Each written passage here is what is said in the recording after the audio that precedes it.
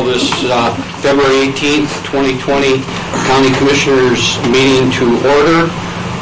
Let it show that we do have a quorum present with all 5 commissioners, and I'd ask if you'd please join me for the Pledge of Allegiance. I pledge allegiance to the flag of the United States of America and to the republic for which it stands, one nation, under God, indivisible, with liberty and justice for all. Thank you. First order of business is approval of the agenda. Commissioners, you have an opportunity to look at the agenda. And what's your pleasure? Mr. Chairman, I would make a motion to approve the agenda as presented. We have a motion by Commissioner Lloyd to approve the agenda as presented. Is there a second? Second. Second by Commissioner Shanefield. Discussion. All in favor signify by saying aye. Aye. Aye. Motion carries. Next thing is approval of the minutes from February 4th, 2020. Commissioners, what's your pleasure? Mr. Chairman? Yes, Commissioner Shanefield. I'd like to make a motion to approve the minutes from February 4th, 2020. Okay, we have a motion by Commissioner Shanefield to approve the minutes of February 4th, 2020. Is there a second? Second. Second by Commissioner Johnson. Discussion. Perfect.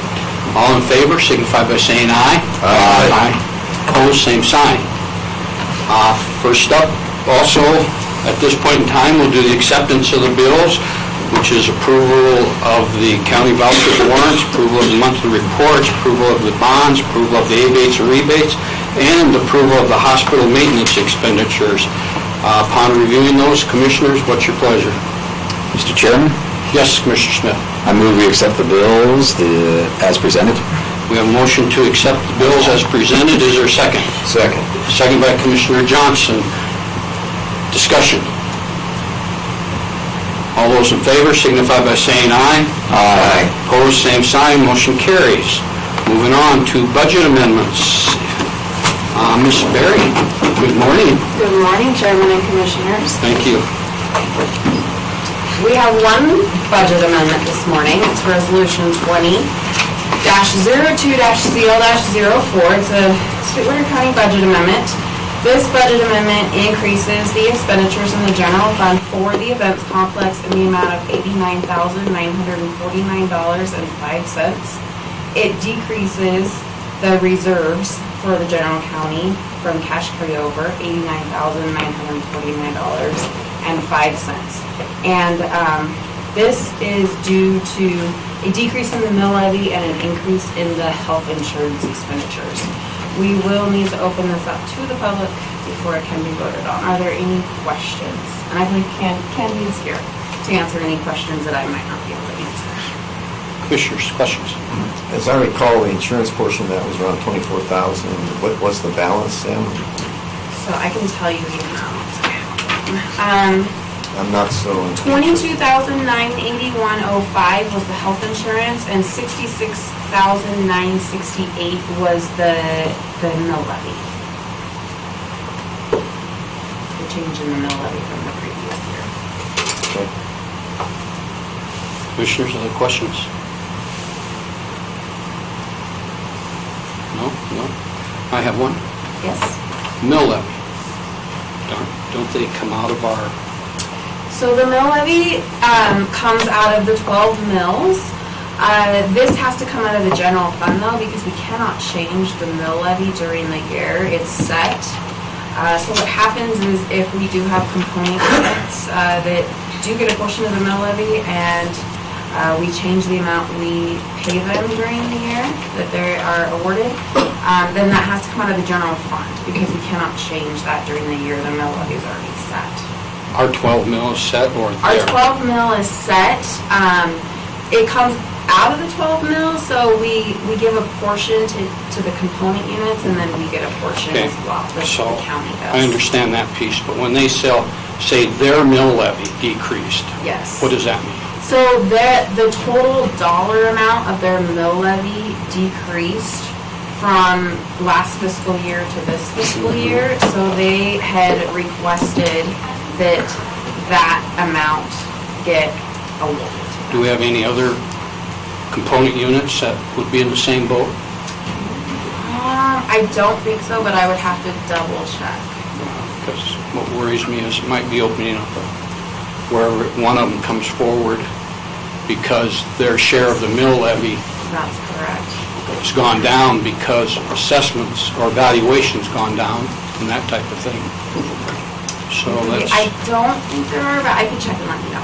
I will let you I'd know. like to know because I'd hate to see it open up most of our component units and that when the assessments or evaluation comes in and the assessments come in, it may be less money. I can think of some special districts. They adjust and make it happen. And they take it out of their carryover or their reserves.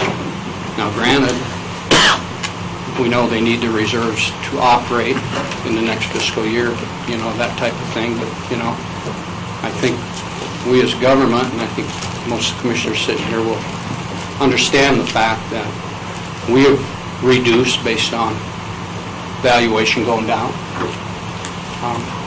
I guess, why can't we expect some of these units as well? So, that's my comments, that's my questions, and that's my thinking. With that, any other questions, commissioners? Okay, public hearing? We'll open it now for public hearing. Anybody in the public that would like to comment on this budget amendment? Please, if you would like to, please stand, state your name and who you're with.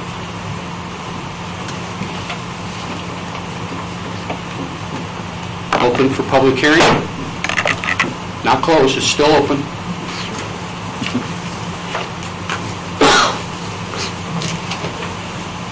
My name is Kate Neal. I work for High Country Realty, and I just want to thank the commissioners for thinking about the percentage going towards I'm assuming the 20% insurance increase.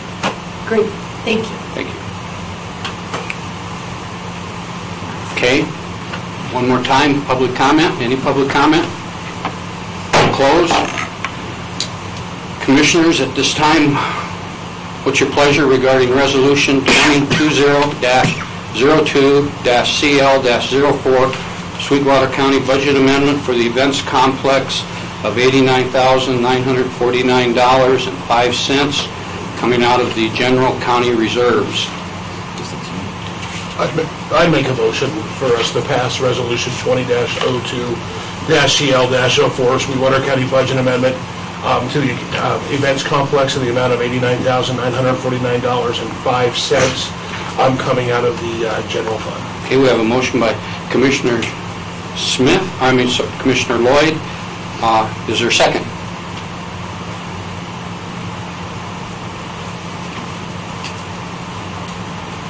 Is there a second?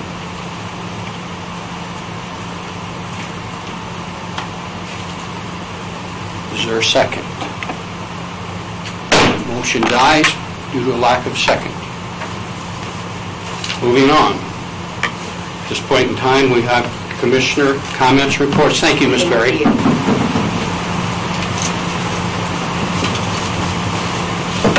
And up first will be Commissioner Smith. Thank you. I had some excellent remarks and notes taken, and was just been informed that I probably shouldn't talk about that currently, so through some texting that I'm doing right now. So, had a great week in Cheyenne last week, and it was good to be able to visit, especially with our legislators, and to talk about the things that they are doing, and be able to work with them about the legislation that we feel is important as county commissioners throughout the state, and specifically here in Sweetwater County. So I do appreciate all of them and the time that they spent with us. So they have a very busy schedule, and to take time to hang out with us, and whether it's a reception or a dinner, was very much appreciated. And Lisa and Selmy Dalton in particular took some extra time to visit with me and about some issues and things, so really appreciated her time as well. So hope they continue to press forward and take our recommendations. For the many who probably don't know, we moved over a day and a committee looks through all of the bills and decides what may be important to us as a county or as a county commissioner association overall. And then we as a entire body vote on those, a stand that we would like to take, whether we would like to support it, not support it, or be neutral or monitor it. And it has to have a 70% approval to find support. So 70% of the body has to vote for it. And so when we, at the end of the day, we present to our legislators the things that are important to us in the stand that we like to take and the reasoning why. So thanks, Doc, for being in that meeting early and taking care of getting the agenda together, and then all the voting that took place that day and the discussion that happened, and then the responsiveness of our legislators. So much appreciated on that part. So aside from that, thank you for carrying on without me last week with the family issues. I wasn't able to be here, but I do appreciate the help and the support for many people have reached out, and I appreciate that. The Smith family thanks you. So with that, I won't talk about my other long-winded thing that I was going to talk about. Okay, questions for Commissioner Smith? Thank you, Commissioner Smith. Commissioner Johnson. Thank you, Mr. Chairman. First, I have the Public Works report for February 18th. First, the facilities, parks. We are currently going through the prioritization of the current equipment and capital needs for the county parks for the upcoming budget. We have also begun looking into new use agreements and policies for the various parks. Once these are completed, we will bring them to the county commissioners for discussion and approval. Buildings. Western Art Glass out of Salt Lake City will be here on March 9th to look at what we can do to preserve the stained glass window in the Carnegie Library building. We are continuing with the archived storage project. The final day to mark all of the boxes in storage is February 21st. The maintenance crew will then start moving and shredding the various boxes based on how they are marked. I read through a couple of judicial development plan reports for the district courts. I will be speaking with architects when they are in town for a Lagoon Road complex meeting about some of the clarifications in the reports. I will then prepare a summary to discuss with the Commission. Engineering. We were able to attend the community meetings for the Flaming Gorge Corridor study that the City of Green River is completing. The study is looking into making Flaming Gorge Way a more vibrant, safe, and compliant traffic corridor. We started identifying roads and costs for the upcoming 2020 asphalt overlay project, 2020 crack seal project, and the 2020 micro surfacing projects. Road and Bridge. We are plowing snow on the east side of the county. I'm sincerely grateful for our Road and Bridge crew that worked 12 straight, 10-hour days to keep the roads open around Olmsted and Patrick Draw and Hiawatha. We are currently getting prices to replace a guardrail that was hit by a semi-truck on County Road number 6, OCI Road. And then there's some pictures that he's provided for us, and you all have copies of those. And he has, obviously, his crew's been very busy with the snow. As you know, Interstate 80 has been closed for several days here recently. Then on the 5th, I met with the federal agencies and discussed various issues. The Rock Springs RMP, as you know, was originally supposed to be released for comment in January, then February. Now it's looking like it's going to be March. The other point of interest is that Grasso now has a rep in southwestern Wyoming that has been hired. And I also met on an issue that was brought to my attention with the hospital in the absence of Mr. Smith. And the issue that was brought to my attention is how the hospital went about looking at the possibility of hospital insurance, both for issues such as malpractice in the facilities. And I've had complaints from Sweetwater County insurance agencies relative to that, which I support. So I met with them and voiced my opinion as to the three questions I asked them: what they're doing, why they're doing it, and who was responsible for doing what I had been told we are doing. They had pretty good answers for the issue, which I will funnel back to those agencies insurance agencies that complain to me. I think you have a very good basic complaint asked for clarifications. I got that.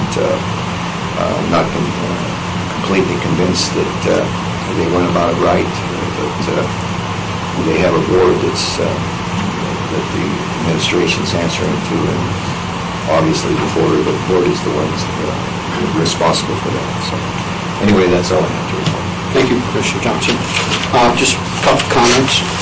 Stained glass windows really look nice. I didn't realize how nice they I are. didn't either, to tell you the truth. I can see why somebody's concerned Yeah, about it. from the outside with that plastic cover really takes away from them. So I appreciate these pictures because I think it's the right thing to look and see what we can do to preserve those. So thank you for that. And then, as you said, the roads just between Wamsutter and Walcott Junction, the piles of snow alongside the interstate where they're moving it back to get ready for more is unreal.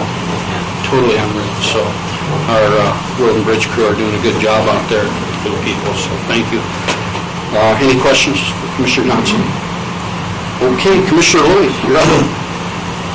Yeah, just a couple things. I think, start by saying I enjoyed the county commissioner conference last week. Lots of great presentations and opportunity to meet our local legislators and discuss issues and bills that would affect a lot of our residents in Sweetwater County.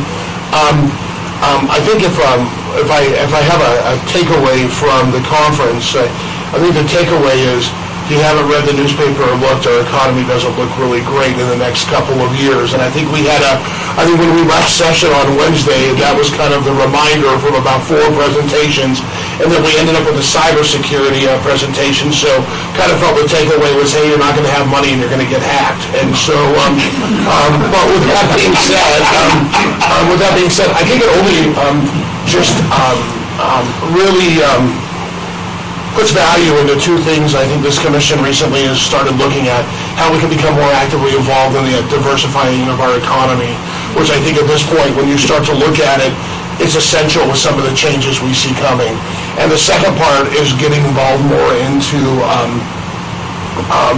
some strategic planning and long-term outlooks for the county side. And I'll be getting with Commissioner Shanefield this week, and so we can start kind of putting some plans to place to start working those processes. And I'll probably be reaching out to department heads and elected officials over the next week or 2 just to ask them, what would you like to see this process go? How would you like it to work for your department? So as we start to look at this process internally, putting some plans in place. So I really think that's a highly needed thing at this point based upon the forecast that we've seen. And I didn't need to go to a conference to see those forecasts, but it only reiterated it. I want to also thank some of our local legislators. I think we're really lucky and blessed to have a great group of local legislators that will listen. May not always agree on every issue, but I can tell you when we had our legislative dinner and as we approached them throughout the week, they were all open, and there was always a conversation. And I appreciate that because I didn't feel like we were ever shut down of, hey, no, we're not rolling this way. There was always at least a listen. And so I think a big thank you to our local legislators for what they do for this county. I think it's a lot of work, and when you look at what they have to do, I mean, the amount of bills that they go through in just a week period, to be able to be educated and make smart decisions on that, it's pretty impressive. So just thanks to them. Also want to thank Bonnie for, I got something a little late to her, but she still made it happen, so thanks, Bonnie. And then one last thing, I think, just about the legislative conference was on Thursday night. We co-sponsored with the cities of Rock Springs and Green River a legislative event where we had legislators come in and different lobbyists and different interest groups. And I want to thank Rick Lee for taking lead on that. I think it is seen as one of the better lobbying events because they do have Kronskis, and I think the legislators get excited about the Kronskis being there. But I want to thank them, and I just want to thank Rock Springs and Green River for partnering with us, to coming together. Because as we talk about diversifying our economy, that's the key. The 3 of us entities have to work together to make a bigger push, and I think the events like that is just a solid start. Outside of that, I've met with some department heads and elected officials. So I've been working with Karen Kelly out of juvenile probation as we work on a file project, and I think we're getting fairly close. Would you agree with that, John? On that file project with Karen? Oh, yeah. And so really excited about getting that done and some resolution for her, that she's been working on that project for some time. So outside of that, I do have a library board meeting this week, And next week I have Southwest Counseling and Events Complex board meetings also. So that's all I have today. All right, thank you, Commissioner Lloyd. Questions for Commissioner Lloyd? Okay, Commissioner, I guess I'm up. I was going to say you. No, yeah, and I think Commissioner Lloyd and Commissioner Smith covered the legislative session with the WCC real very well, and it was a good opportunity. I think our legislators, again, were very, very welcomed, and they all, I've got a sample, anybody wants to look at what WCC does on their bill reading and where they're at as a group, whether they oppose or support bills that are referenced across state or counties. And I try to keep it up. We give this to every one of our legislators in the 4-county area, and they, for the most part, I know the other counties give it to them as well throughout the state, and the legislators really use this, and they look at it to help them determine as they move forward on certain issues. So, but it's always a good experience. It's everybody comes together and tries to do what's best for the entire state, as well as supporting other individual counties as well. The highlight probably of the conference is I snuck out after the governor talked on Thursday afternoon and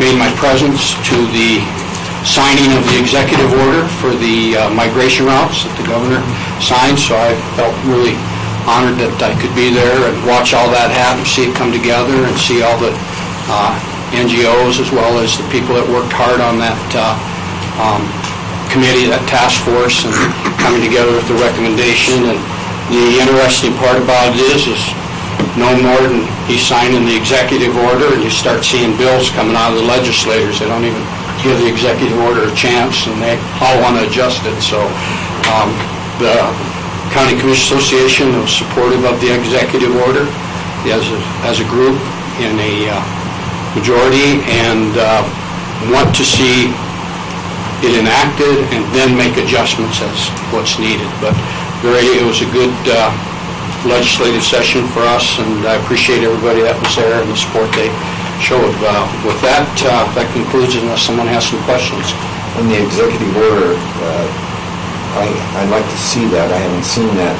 Did he take into consideration the recommendations that we made? My understanding, no, not all of them. He did not change some of the things to wildlife or, those recommendations. I don't believe he took those. He left them as they were.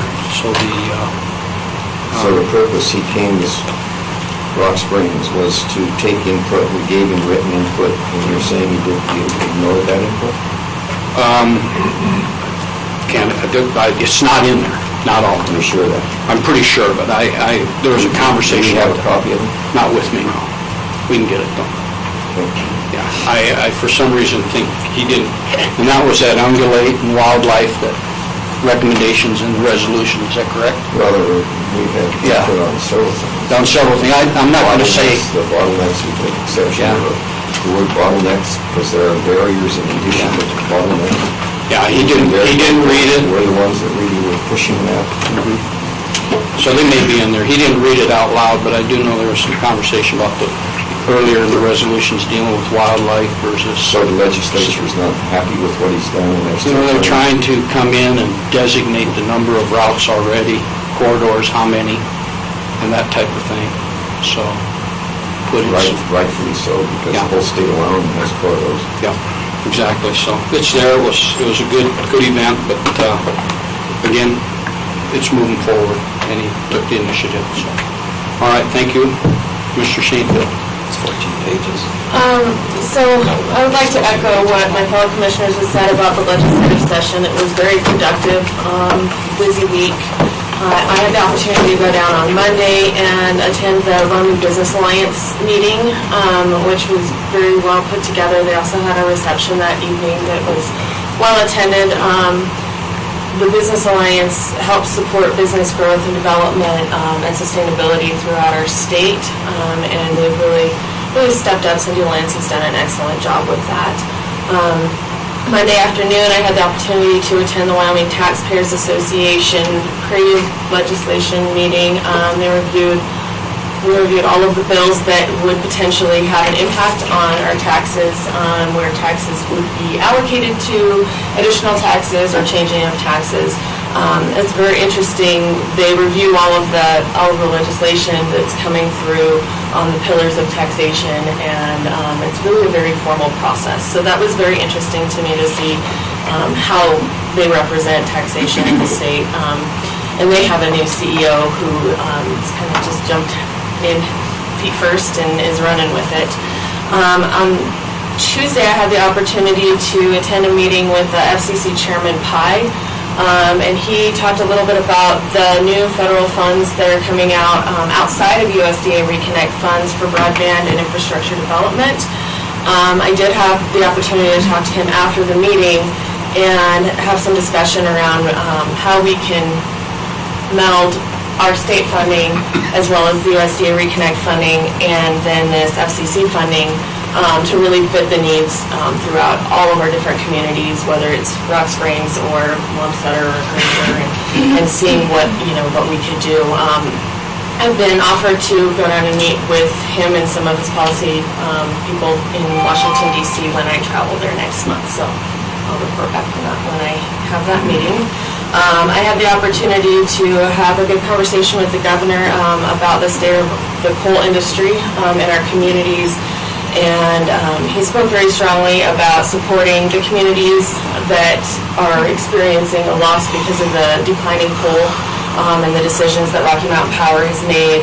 And he also spoke strongly about diversifying our economy, looking at strategic planning and growth and development in other areas as well, so that we're not just boom and bust on one industry. I had the opportunity to meet with Josh, the new CEO at the Business Council. We discussed economic development, working on different areas of funding that the Business Council has, and how we can look at that for our economic development here in the county. And we also talked a lot about strategic planning and development throughout the state, including counties in that plan, and moving forward with that. So I'm excited to see what he's got going. We like to talk about strategic planning, and so that made me excited. I did have the opportunity to speak with Alan from Stiefel about the sixth penny, what the next steps would be. So first and foremost, we need to get an updated project list from all of the different areas, and then we need to look at the projects, the number of people that they're going to support, make sure that we have support from all of the different mayors in the communities, and then work on providing as much public information as possible. I think that there's a lot of misinformation in the community about what the sixth penny tax does for our community, what it provides for. And when I was in Cheyenne, there's an extension road from the mall that goes around behind. It's got like Buffalo Wild Wings and Lowe's and everything on it. And they have a sign on there that says, it's funded by the 1% tax. And so I thought that was pretty cool. I know the city of Green River has done that with some of their downtown stuff. So it kind of was a loud shout out after my conversation with Alan, like, these projects are needed. We just need to provide information to the voters so that they can make informed decisions on whether they want to move forward. The bond folks will help us with looking at where in our community we need to do some more education, and also looking at how we want to put the projects on the ballot.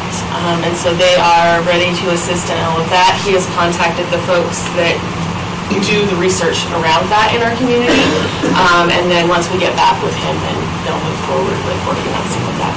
So he also suggested that we have a staff person help as a point for the communities, for the 2/3 vote. Because then that staff person would attend their meetings as a representation for us, collect comment, and really be the point person for that. So I think that that's something that we can look at. Eric was the first person that popped into my mind just because he has those relationships through the work that he's already doing. He often attends those meetings as well, so that's who I thought of. Good. That's all. And how soon would we need to let them know?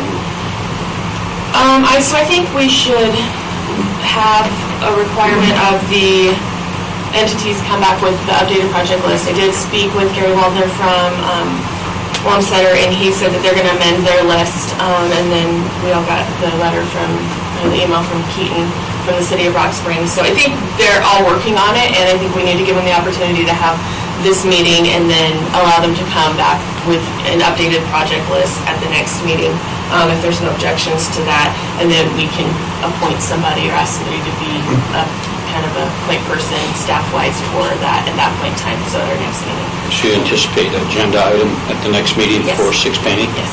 All right. I know Sally's gone all week, so next week we can get in touch with her. And I will not be at the next meeting, so I can call in for this. I'm going to be in Washington DC, so I can call in for that, or I can give the information to you or someone else to go over.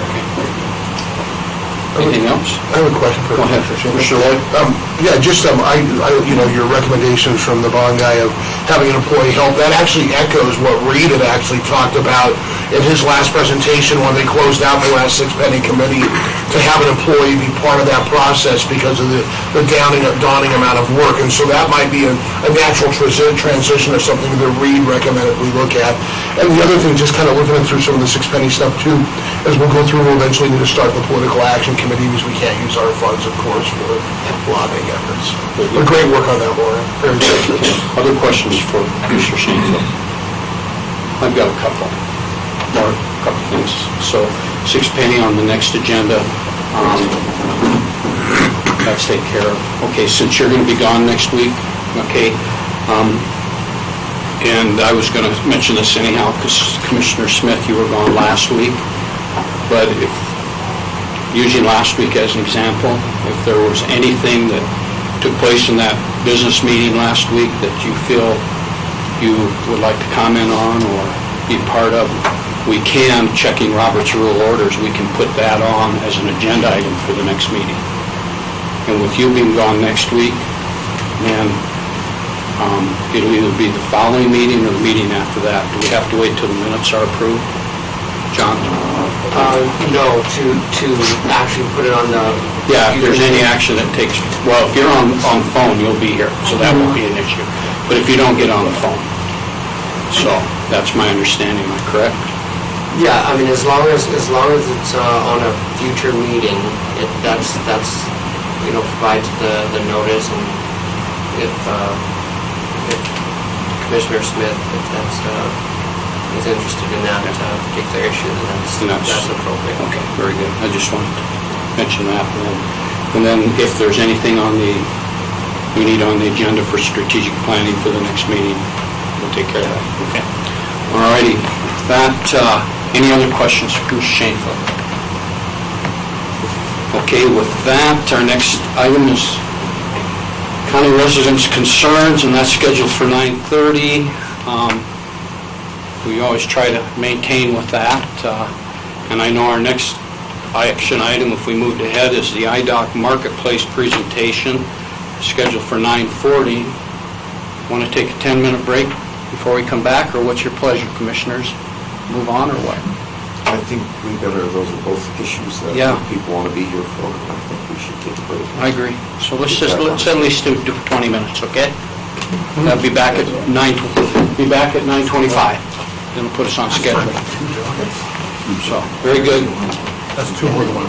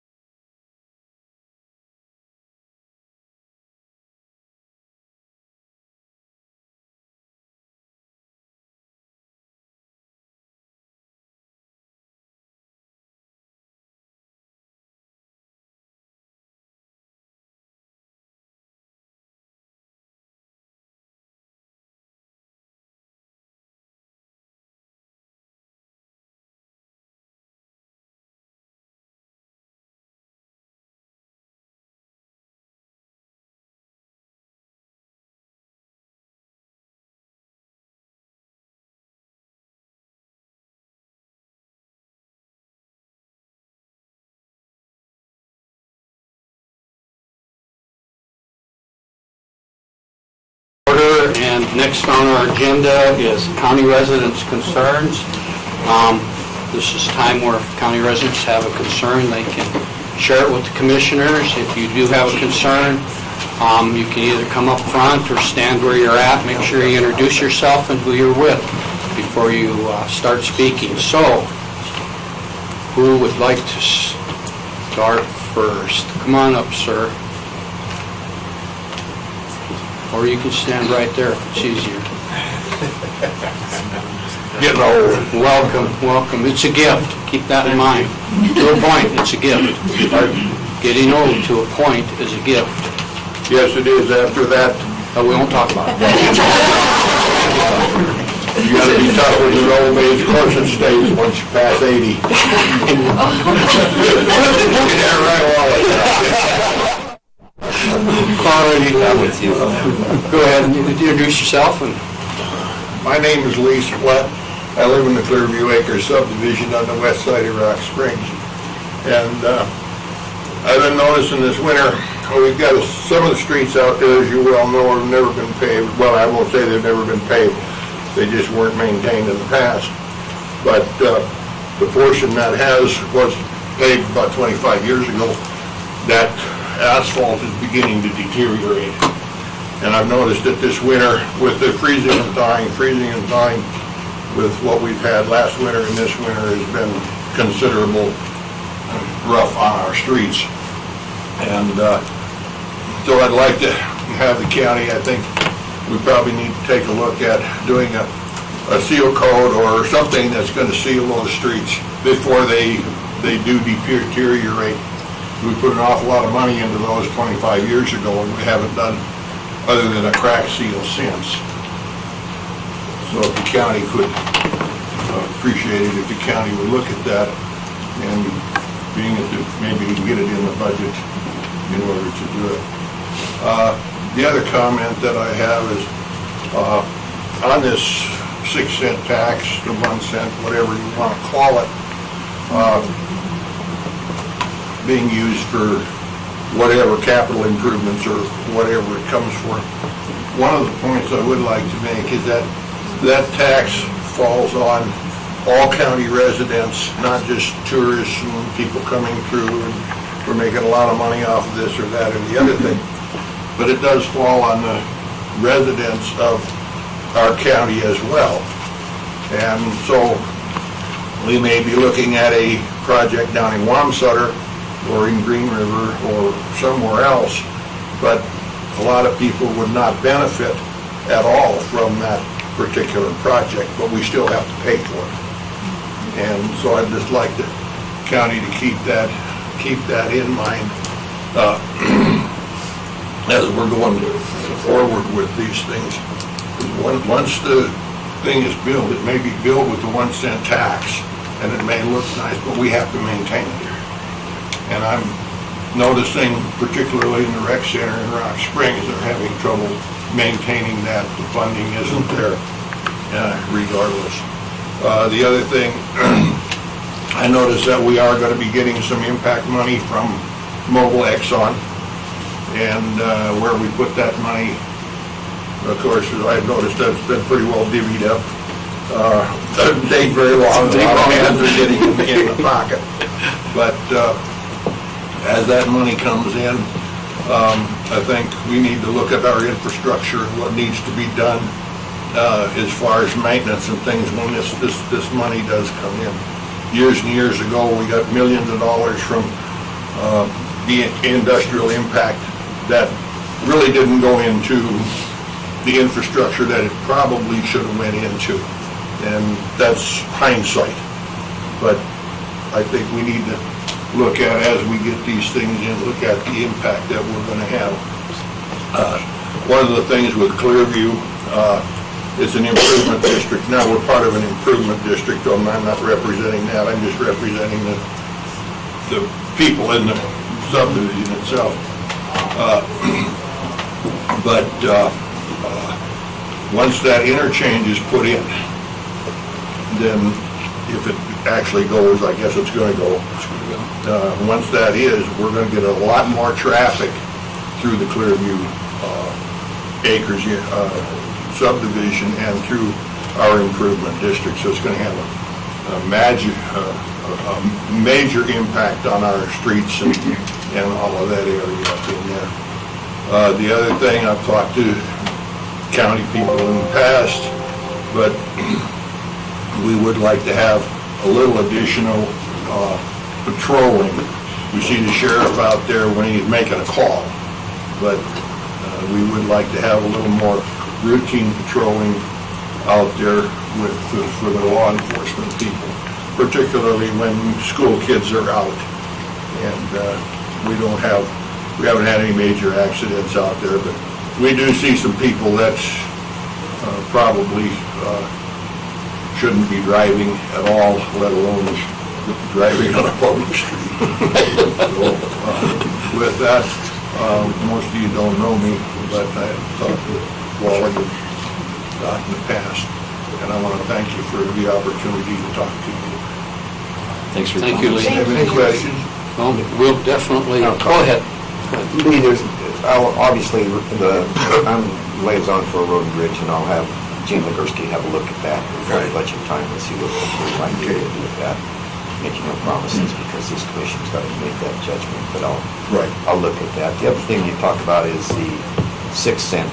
Those projects are, when we put them on the ballot, you're going to have a shot as to whether you want to approve them or not. So the whole county will get that on the ballot. Yeah. And the other one is the impact funds on the Exxon plant. That's going to be split 50-50 between us and Lincoln County. That facility's in Lincoln County. Yeah. And those are impact funds, so we have to look at the communities and the areas that are going to be impacted by that project.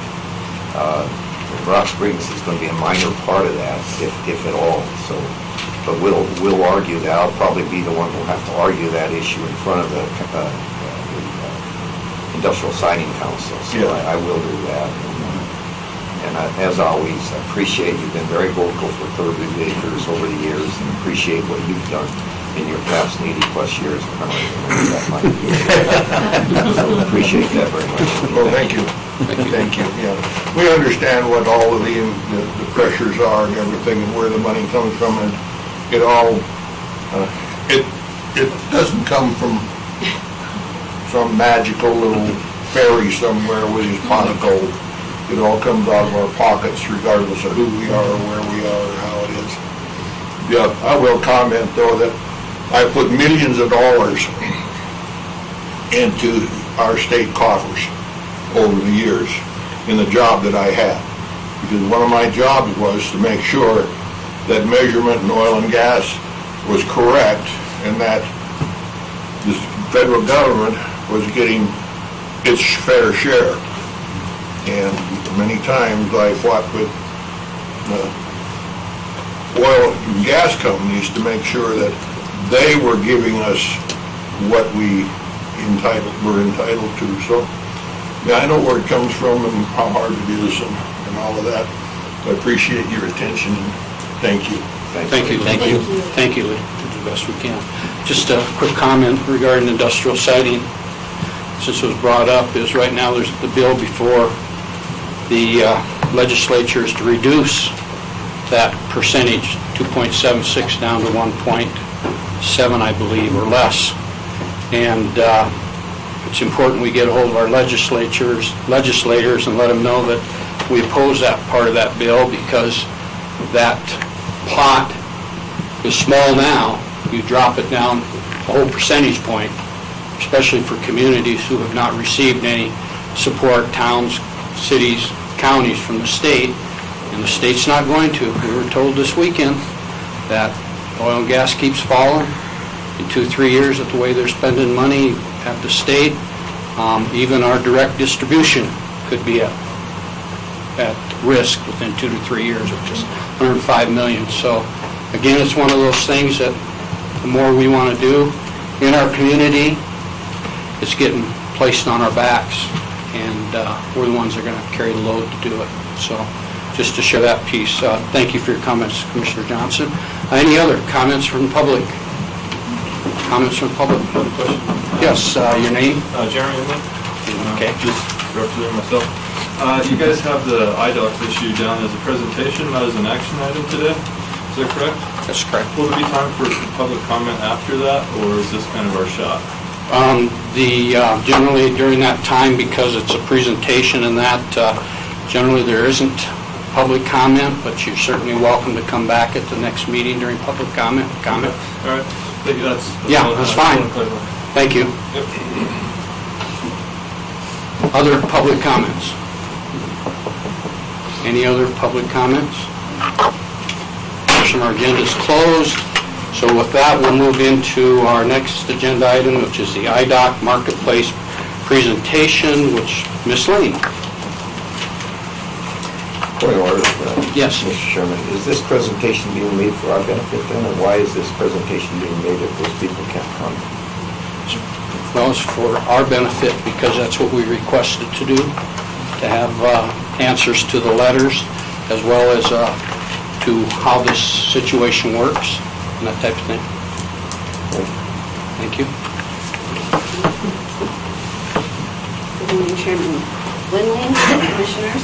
Sit down since I'm 3 weeks out of back surgery, so. Okay, so today we brought a presentation. Would you introduce yourself? Cindy Lane, Sweetwater Who's with County you? Clerk, and Tim Knight, our IT Director, and John DeLeon. We're going to do a presentation today on the IDOC market, the differences between public record and what IDOC market does. And I'm going to go, and then that way you guys can have the information from my office of what we've done. So with that, Tim's going to present the differences between the two programs. So because there's a lot of confusion out there about which one's public record and what's not. So we're here today to clear some of that up. Okay. And I'm going to be going back and forth so I can move. All right. Well, thanks for this opportunity, Chairman and Commissioners. A lot of this starts from the IT world, so kind of explain how we got to where we were and try to differentiate the different software, just so that we're all talking the same language. There are basically 3 products that I'm going to talk about. The first is DocuPro, the second is IDOC 4.5, and then the third is IDOC Market. There's an additional project which we've talked about in the past, which is a scanning project.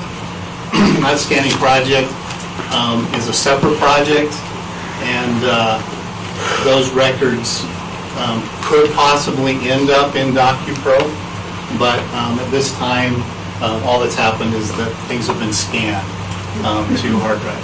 Okay, so we'll start with DocuPro. DocuPro is the software application that we purchased in 2011. It's where the records are stored. Land records, abstracts, marriage licenses, titles, minutes, and all those things are stored in DocuPro. Those records only go back to October of 1985, and that is what we record things moving forward in. So records that happen moving forward continue to be put into DocuPro. DocuPro is available to the public at no cost here at the county courthouse. Individuals are still required to pay for prints at 25 cents a page. The original agreement for DocuPro was signed in 2011 as part of a project which also included motor vehicle software. The total project was $238,789. DocuPro was about $120,000 plus. But the annual support for DocuPro is about $51,485. Okay, can I stop you for a moment? Any Yes. questions, Commissioners? At this point in time regarding DocuPro? Okay. All right, Thank you. so that's DocuPro. The next thing was IDOC 4.5 was originally came with DocuPro as a separate module. It was the web interface for DocuPro. It was hosted on a county server, and it uses on a Windows 2008 R2 server. I'm just going to throw these technology out so that you understand why we had to change. So IDOC 4.5 used Silverlight, and it was only, so you could only do it in Internet Explorer, and as you know, we've kind of been moving away from that. You can't use Internet Explorer and be secure anymore, and people don't develop on that. Microsoft is just kind of keeping it there in the background. But the installation cost for IDOC 4.5 as part of the project was $8,415. The annual support was about a little over $2,000 for IDOC 4.5. Okay, so any questions on that? Yes. When was that terminated or ended? And so Silverlight is just going away. 2008 R2 stopped being supported by Microsoft January 14th of this year. So we had a kind of an urgency to get it done by the end of the year was our goal. Last year. Okay. So IDOC market. So the best way to understand IDOC market is to kind of understand in the industry, the world is moving to cloud services. If you remember in the old days, we used to buy products like Adobe Photoshop. Adobe says, no, you can't buy Photoshop anymore. You have to subscribe to Adobe and pay us a monthly subscription. Microsoft does that with Office 365. And so we start to see the world move to a subscription-based product.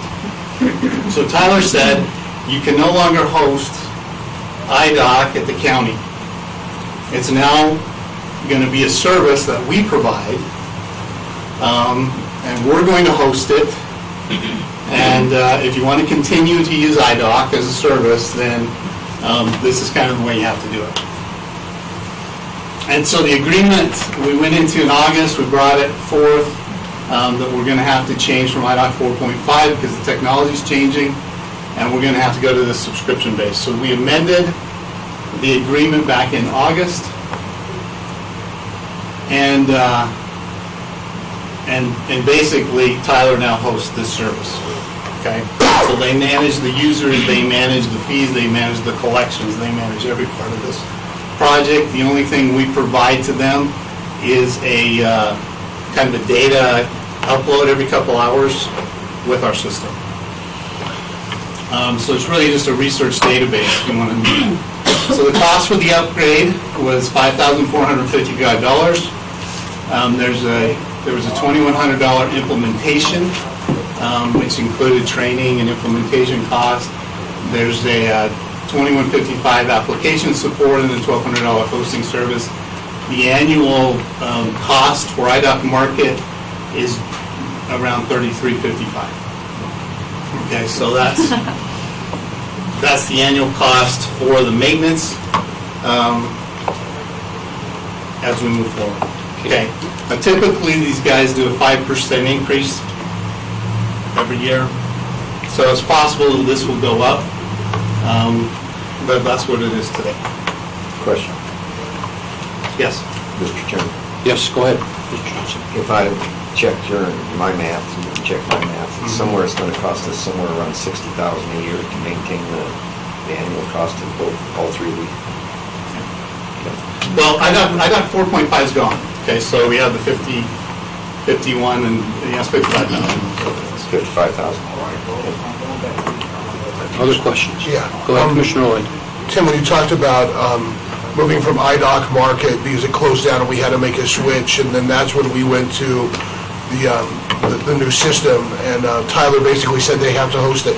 Were there any other options explored, or were there any other options possible, or was that, with what the system we were in, is that where we were kind of stuck? It made the most sense, just for a lot of reasons. We did look at ArcaSearch, which was that product that they could scan all our stuff and host it out there, and it was like a $700,000 project to do that. That doesn't make a lot of sense. We already have the records in-house. So this is just, the real question is, do we do this or not? Yeah. Because you can do IDOC Market and make it a public service, or we don't have to, and we can keep it internal. I mean, that's really what it boiled down to. And so anyway, the fees can help pay for that, and that's kind of where we move on. So that's on my piece. Yeah, we'll go back one more time. Talk about setting fees. Who sets the fees? So we had some input with Tyler to set up the initial fees. I mean, and we can, we can negotiate with Tyler a little bit on that, but they pretty much, in the contract, they can change the fees annually, and they can change the percentages that they get, okay? And so contractually, Tyler has control over that, but they have been pretty good to allow us to do that, and I have asked them, and we can talk about it maybe a little bit after, towards the end, what would happen if we decided to change the fees? You know, how would that work, and what's the process to do that? So I did ask that question, and I do have the answer to that a little later. Commissioner Johnson. Do we have any history that we know how much we're taking in with the current fees? We just had a few months, so, Not enough. well, I mean, Cindy can talk maybe a little bit about that. After the beginning, when the people who would do the annual, we are so far collected in January $672 and in February $588. Okay. Go ahead. Commissioner Sheffield.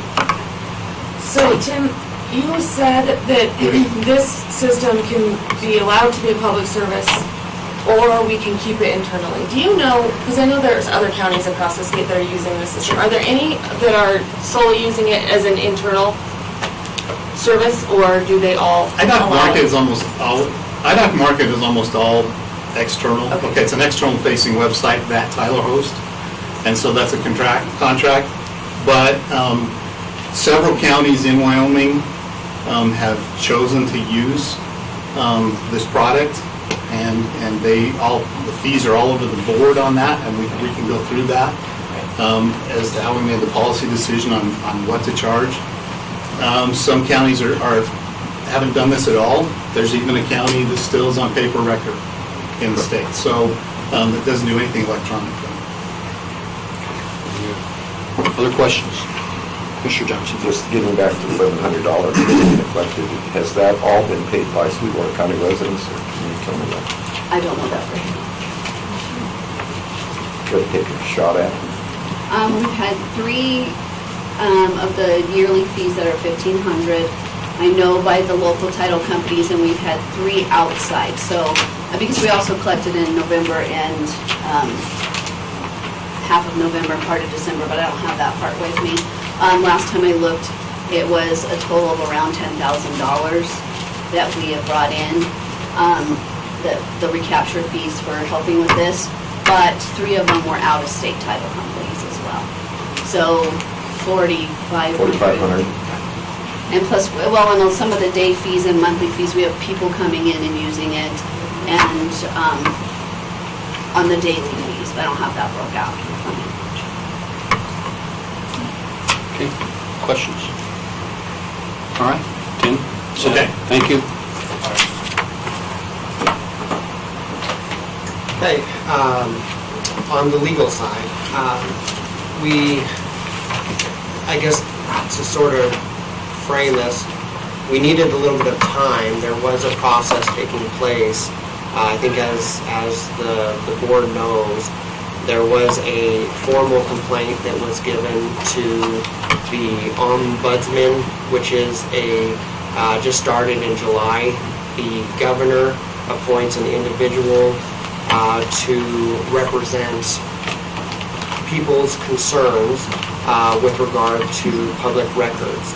And so we wanted to be able to let that process, the complaint to the ombudsman, to the governor's appointee, to let that take its course, to be able to address if there was in fact a public record concern identified by the ombudsman. The ombudsman, the way that works is it's a lot like an audit. If there's an issue, if the ombudsman finds an issue, then there would be a finding. That finding would be presented to Cindy that there is a public record finding against her. That process has taken enough time. Cindy has in fact not received a finding. The process does have a part that hopefully will be improved in the future. The way it works is the ombudsman will communicate with the public who provided the complaint and will identify to the public their reason for not making a finding, but they don't provide us with that data. So I can't speak for the ombudsman in particular. The complaining party can say what communication they received, and so they're certainly, at any point in time could communicate to the board and say, hey, this is what the ombudsman told us. We cannot make that communication. We can just tell you there was no finding, so we continue with our position. And our position has been that these are not public records that we're dealing with, okay? And there are 3 reasons for that. These 3 reasons were presented to the ombudsman to explain why these are not public records. Reason number 1, in order to be a public record, it has to be in the possession of the clerk. So possession is criteria 1. As Tim has explained, these are controlled by Tyler. They're in Tyler's possession. There are 2 different systems available, DocuPro, which are public records, and then we have iDoc Market, which is a research database, not in our control, not in our possession. And so that was the first criteria that we presented to the ombudsman as to why these aren't public records. The second criteria is that these, as far as iDoc Market is concerned, that it's not there in furtherance of a public function, of an official function, of Cindy's functions. And the reason there being that this is more for a private business. This is something that they do. It may be something that's valuable, but it is not, when you look at the duties of the clerk, it's not a duty that she has to provide this. So that's the second criteria, that it wasn't in furtherance of an official duty identified by statute. The third requirement criteria that we presented as to why it's not a public record was that it's not a necessary project. This is a project that Cindy took on and engaged in negotiation, but statutorily speaking, it is not required by law that this take place. Again, as Tim identified, some counties don't even do it. So because it is not mandatory in nature, those are the 3 reasons that we presented to the ombudsman, that it does not qualify as a public record, and therefore not within her purview to make a decision. And with substantial time passing by, not speaking for the ombudsman, but we maintain those 3 positions. Another statutory concern that has been identified is that the Wyoming Administrative Procedure Act applies. So if it's not a public record, that those concerns aren't in place. But a separate statutory requirement is the Wyoming Administrative Procedure Act. And the Wyoming Administrative Procedure Act applies to rights of citizens that are required by law to be determined by an agency. And again, since we're not dealing with something that is required to be done by law, then the Wyoming Administrative Procedure Act lacks traction in the same way that public records lack traction. And so legally, I think it's important for the commission to understand that Cindy has communicated obviously with me substantially, so proceeded on advice of counsel and tried to fully vet the process with the governor's appointee to make sure that she is legally sound in her approach. So that's been that legal side of it. As Tim identified, and again, there's a lot of, these things are difficult to communicate about because there's a lot of things being mixed that aren't accurately mixed. And although Cindy took on the project and had obviously negotiation and input in terms of discussing prices, ultimately, when you look at the 4 corners of the document, as Tim identified, The contract gives Tyler the decision-making power. They decide the fees, and in fact, they can change those fees if they were to so choose. And so that's something to bear in mind, that is not, it wouldn't be an accurate description that is the clerk's decision. She does have negotiation abilities there.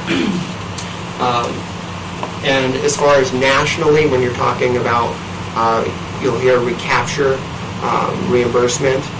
Nationally, the idea of recapturing and reimbursement has been done by a lot of different governmental entities. So that brings you as a board to be able to look at what's your role versus what is the clerk's role. And statutorily, there are independent roles. The board is budgetary in nature, and departments have an independent, separate role to run their departments. As it pertains to the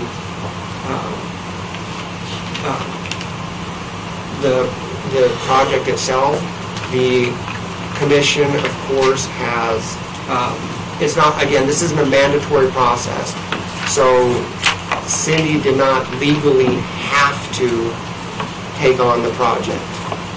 The commission does have independent interest in the idea of recapturing. So there are independent positions there that the board can consider. But as far as the clerk's office taking on the project, the board can certainly provide advice and feedback and recommendations to the clerk in terms of the project, in terms of negotiations, in terms of prices. I think the board has that ability to provide those recommendations to her, as long as she is choosing to take on the project. Otherwise, the board would have to independently take on the project. So those are the legal distinctions. Okay, questions for the attorney, Commissioner Johnson? It's my understanding that this IDOC has been implemented in several counties in the state of Wyoming, and this ombudsman is only challenged in Sweetwater County. Is that the only place it's been challenged? Yeah, so the ombudsman just came on board in July. There are 14 different counties that have used a similar process. And so, yes, I think the only challenge has been in Sweetwater County, being the 14th county to follow similar procedures. So again, when you're talking about, is this a proper procedure, you've got council, you've got ombudsman, and then you've got following in the footsteps of 13 other counties in terms of process to employ. So yes. So the other question I have is, my understanding that the clerk went to other counties to ascertain what they were charging.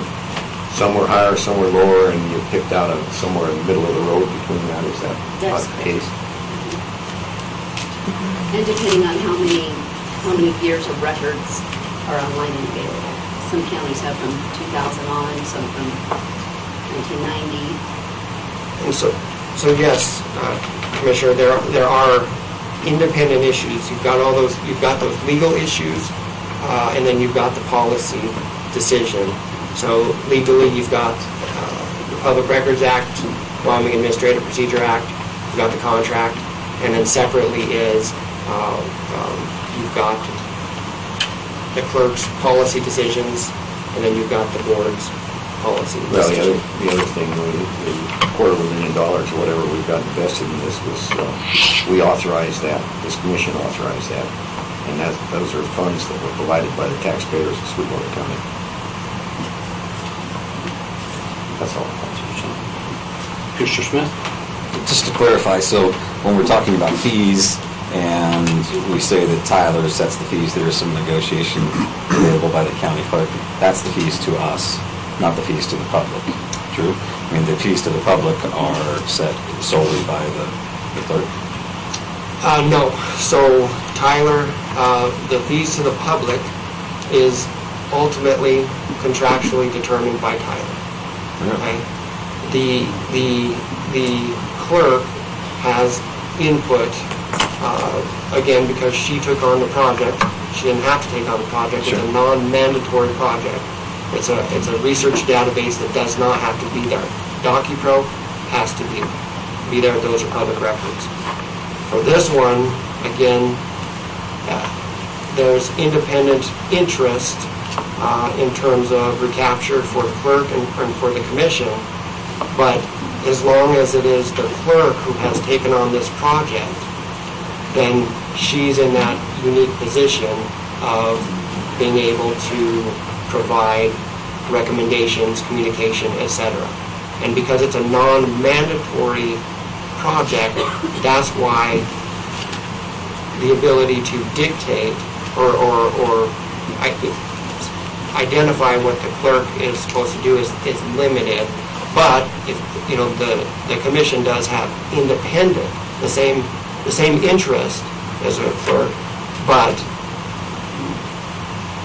it would be up again to the board to have done the project. The project has been taken on and completed by. So just to clarify though, Tyler, you're saying that Tyler said charge the public $1,500 for an annual fee? No. And we can't negotiate that? No, I'm not saying that at all. So I'm saying, Tyler says, we're charging Sweetwater County this much per month, or this much per year, and then it was up to the county clerk to determine, okay, that's our cost, what do we want to charge the public for access to that?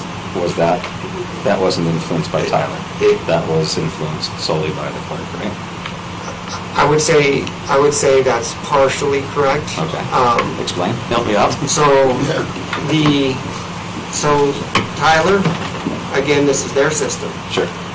They charge the county a certain amount. Okay.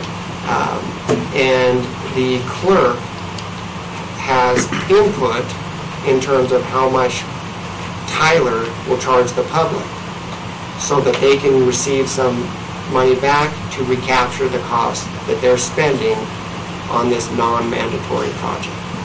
So Tyler is asked the clerk, what are the amounts that you think are needed, helpful in terms of getting some of those recapture costs back. So there's a negotiation process. And as identified, each county has done that differently and come up with different numbers, have different benefits, different costs associated with it. And so it's a negotiation is what it is. So I think that's the piece that you might be missing, Commissioner. A little bit. I think I still am, because Tyler charges us $33.55 annually for the IDOC marketplace. And they will say, so that's and then it's up to the clerk to decide, do we want to recapture any of that? Do we want to capture all of that? Do we want to capture more than that? Sure. So the clerk could say, you know what, Tyler, we don't want to charge anything, or we want to charge $3,000. Sure. Is that true? I think that's a fair assessment. Okay. So the negotiation part is the fee to the county, not the fee to the public. Would be the fee to the public, because that fee to the public will determine how much the county receives. Sure. But the fee to Tyler, they're saying, hey, county, I don't care where you get the money from, this is how much it costs you annually. That is, again, I agree that is one part of the cost. So when you identify the 3,000, additionally you've got the 5,000 to initially set it up. Sure. And you've also got, when you deal with all the man hours involved, so every time that Tim, Cindy, all of her staff are working on the project, you've got all of that time answering questions for non-public records requests, all of those costs associated. So I'm not really talking about the cost so much to the county, I'm talking about just the process of setting that fee, whatever that Right. fee is. And that fee comes from Tyler of, here's our product, we're gonna charge you this much. Correct. And then whether there's a fee to the public or not, that is not from Tyler. Correct. Okay. The fee to the public is not to Tyler? Not from Tyler. I mean, they can recommend and say, hey, maybe you charge this much, maybe you don't, but that's not the negotiated portion of the agreement. Okay, so initially, Tyler asked the clerk, what should we charge the public? And then, so she did some research trying to figure out what to charge the public. And so those fees were set to the public. The subscription fees were set at that time. She also got to decide, do we do daily, do we do monthly, do we allow weekly, do we allow annual, do we allow for a basic search? So the basic search says, you can go look at the data behind any of these records that we have for free. So you can go in to basic search and you can do that. You cannot look at the documents, you can't print the documents, so you can't. But you can see that there were transactions, you can see there might be covenants, you might be able to see a lot of things. So that was all determined ahead of time. Now, in the contract, it says that Tyler can adjust only, they determined the percentage that they receive versus the percentage we receive. So of those fees, on a short-term subscription, which I think is the weekly and the daily, they receive 40% and we get 60%. On the long-term subscriptions, we receive 80% and they receive 20%. So that was all determined ahead of time, but Tyler in the contract reserves the right annually to adjust that. Okay, so they could say, we want to adjust the percentages or we want to adjust those subscription fees. So contractually, they can adjust those, though we got to kind of set them initially. I asked them if we changed the fees, if we said, okay, we want to get rid of fees and go to zero, is that possible? And they said, yeah, you can do that, but those are coded into the subscription buttons, and to the subscriptions that are already in place. So that means that if you have an annual subscription of $1,500, until all annual subscriptions are gone, you can't adjust that fee. Does that make sense? So we have to kind of get rid of all the accounts that are on it before we can change anything. So the daily fee would be no problem to change because that's going to be done. Then would Uh, Tyler tomorrow. increase our fee if they're not getting daily or weekly or monthly? It's not tied to our fees. They said that those fees will be separate. They still may raise it annually because they do that. But it's not, but their annual subscription to us is not tied to the amount of revenues they're receiving from these subscriptions. Okay? So they just lose out on revenue if I would say that revenue can also be used, and one important thing to remember is the revenue can be used for the projects that we want to do to continue to move this forward. Right? So if we want to continue to put older documents into the system, how are we going to pay for that? And if we want to just leave it as is, then that's fine. But if you want to recapture costs so that we can move forward with scanning older documents in, which is important to a certain group of people, but probably not all taxpayers. I've never used the system personally, so does it matter to everybody? No, but it probably matters to some. If they're interested in continuing to move forward with scanning older records into this system, maybe there needs to be some revenue towards that. Okay, I think that's the question on the table for me. I beat my horse. Mr. Johnson? The clerk seems to have the authority to do certain things relative to this, but my question is, who entered into the first contract when we went forward with IDOC? Was that the clerk or was that this commission? I believe the commission had the first IDOC. It had to have been us. It had to have been the commission. If you found that document, I'm reluctant to say you'd probably find my signature on it. And so I think the clerk, while the clerk's office seems to have the authority to do this, I think that we should have oversight on that. It sounds to me like, per you, we don't have oversight on that. Commissioner, Mr. Chairman, Commissioner, again, I think, to be clear, I do think that this board has independent and equal interest in the idea of recapture. So the board does have a say in, and as you identified, you're on the original contract. As long as the clerk is involved in this non-mandatory process, then she has an independent ability to address it. She can receive recommendations from the board and act on those recommendations, but again, I don't think it's a mandatory recommendation. The board has an independent ability to take on the project separate and apart and deal with recapture. So I think it is, I just don't want to imply that the board doesn't have any authority. You have two types of authority. You have recommending authority or ability, and then they have the ability independently to engage in the project. But since the project was taken on by the clerk, that's where it would fall under a recommendation unless you take it on independently. And the other point I make is that while we don't have any authority over the clerk, I do recognize that we, this commission, we work for the public. The public are the ones that put us into these chairs. And I'd say the same thing is true of the clerk's office. The public, their sole function is to take care of the needs of the public. And this is one of them. And to say this is an add-on, I have a problem with that. This is just a better way to do things that they've done over the past. They're no longer using paper, I'm the only one using paper around here. But we could go back to that, it'd be much cheaper, but their responsibility is to do it to the best interest of the public. And I think we're losing the sight of that fact on this very issue. Because the people that are using that are right there. They're right there.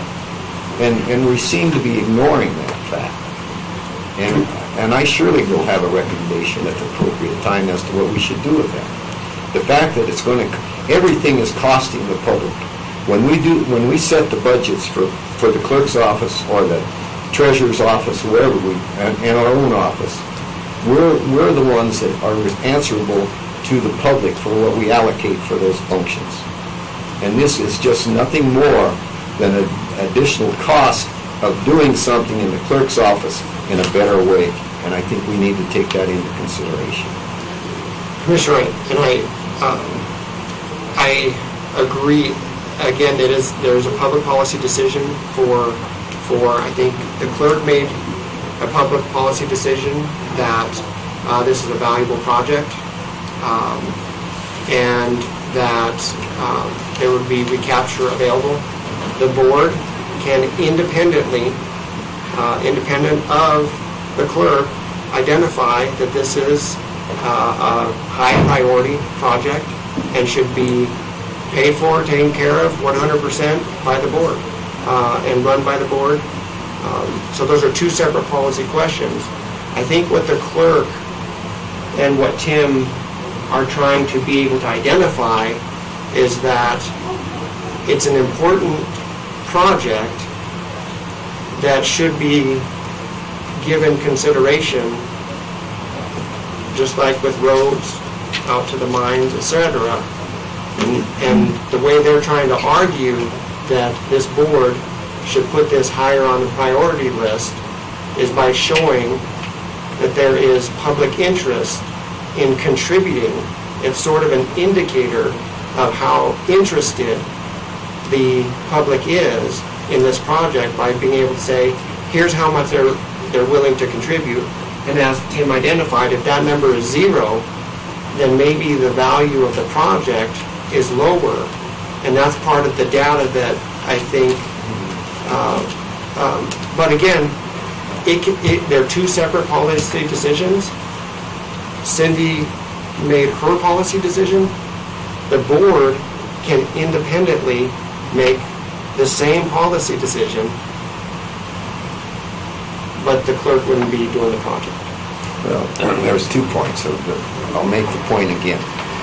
I know that when I heard about this project and went along with it, it was a better project to do the things that we've been doing. That's why it was a better way to do it. And we were willing to expend taxpayers' dollars to do that. That's one point I think is very important to us. The other place we have some leverage on that is come budgeting time. We can make sure that is budgeted properly, dependent upon what this commission thinks it should be. So is that not the case?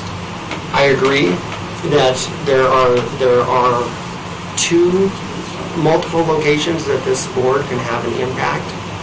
One is by providing recommendations to the clerk.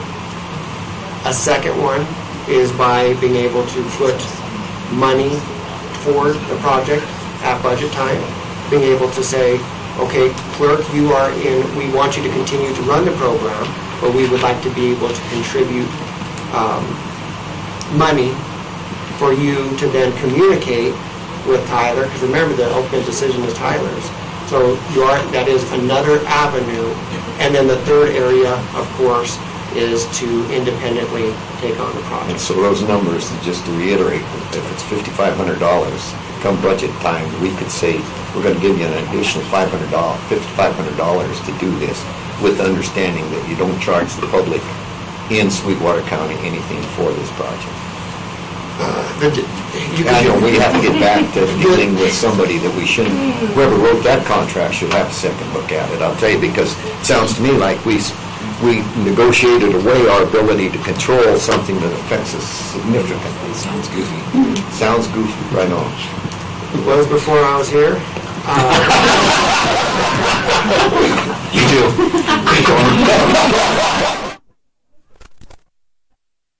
That's true. But I was at the same time.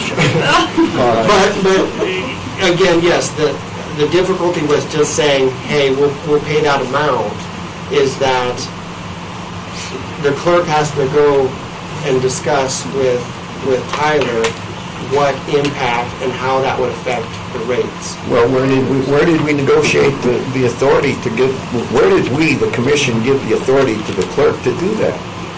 Where's the document that says that we did that? I don't remember doing that. And that's what I addressed in the beginning when I said that the idea of recapture. And convenience cost has been done nationally. So the nation's wrong. Well,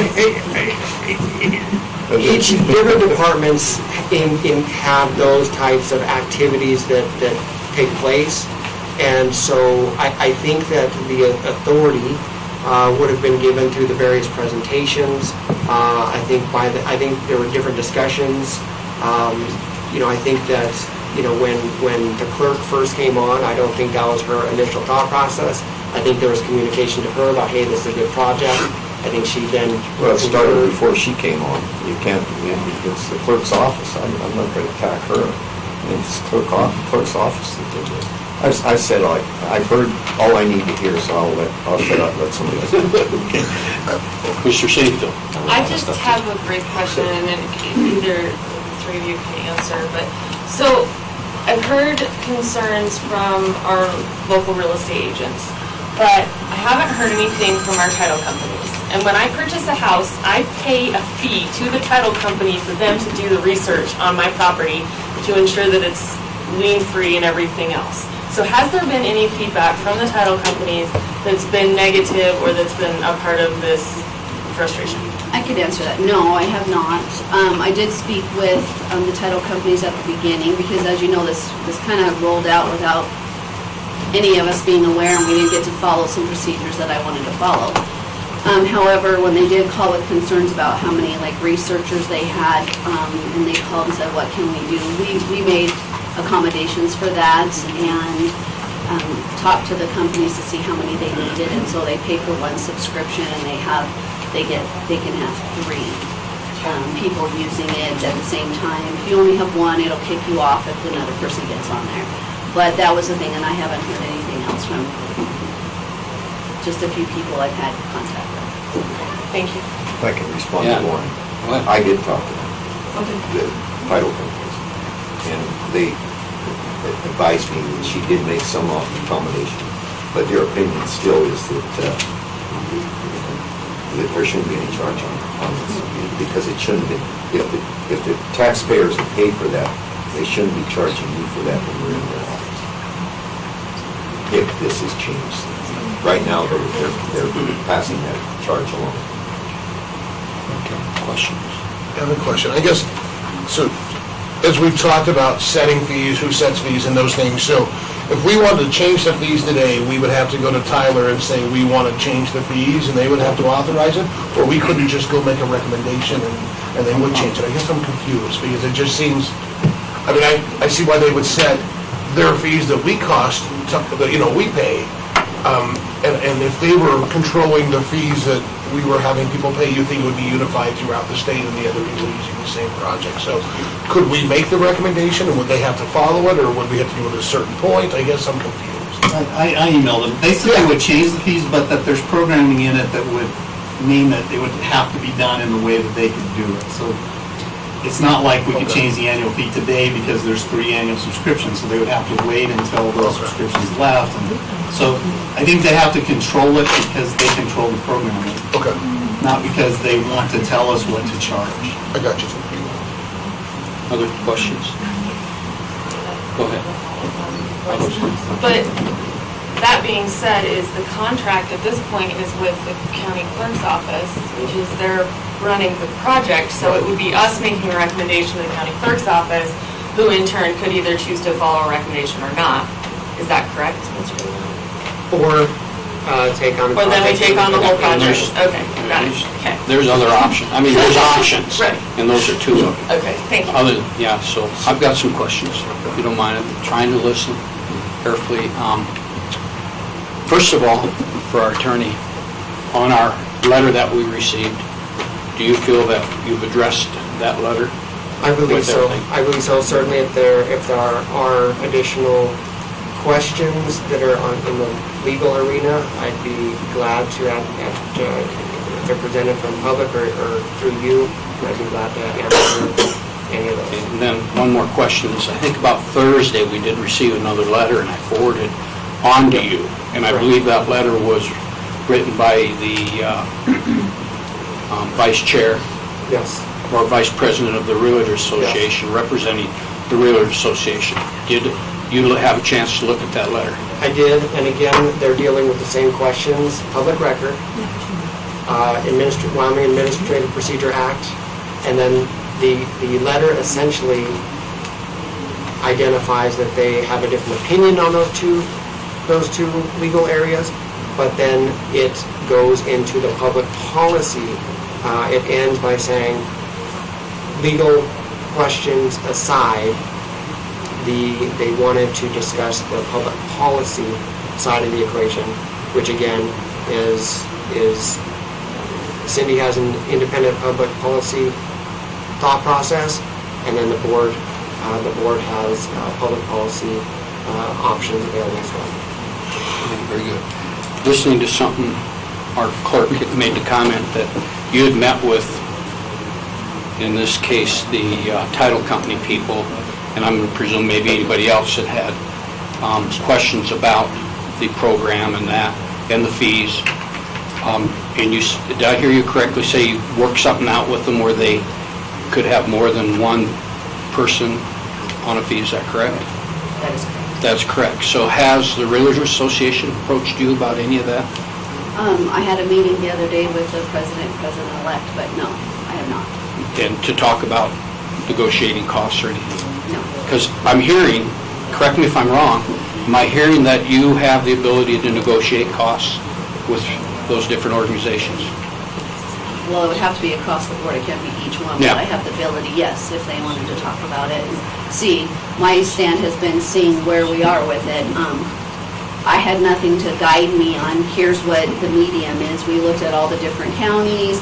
They charge some per view, some per page. We didn't want to go to that direction. We didn't want to have to charge 25 cents copies, because sometimes it's way more. But no, and I've only spoken to one title company, and they just called to ask me about it. And that's when I made the decision to add the extras on there, because it's, you know, the stuff that comes out after you implement stuff that you don't think about in advance. So they're the ones that called to work with me and talk to me about what we could do to make it a little easier on them. Now, we pay a regular fee to Tyler already, a monthly fee. Then we also pay them a split fee of 60% for weekly day and long-term 80%. So that's in addition to our monthly. Yes. It is, okay, thank you. Did I say that correctly? It's an annual, it's the annual cost, but we get the majority share. We get the 60 and the... Well, we get the 60, they don't get it, they get the 40. They get the 40 and the 20. They get the 40 and the 20, we get the 60 and 80. Okay, very good, thank you. Other questions, commissioners? Just a point of clarification, I think we've referenced the Wyoming Administrative Procedure Act multiple times. I think it would be helpful, Commissioner, Chairman Wendling, if maybe in the future, Deputy Attorney De Leon could do a presentation on that to provide us more information, because it's something I have knowledge of, but being a newer commissioner, something I haven't had to deal with a lot, and I think that could be beneficial for me in the future. It's just something that's coming out of our discussion today, so if we could set that in the future, that would be helpful. Very good. It'd just be a matter to request it if you wanted to workshop or agenda item. Thank you. Okay, other questions? Commissioner Johnson? At what point, Mr. Chairman, do you feel we should, would have the option as a commission to make a recommendation? I think, Commissioner Johnson, we're nearly there. I would just like to... Today, you mean? Well, I think we have our choice. I mean, I'll throw that up to you as commissioners. We can either dwell on it and come back in a week.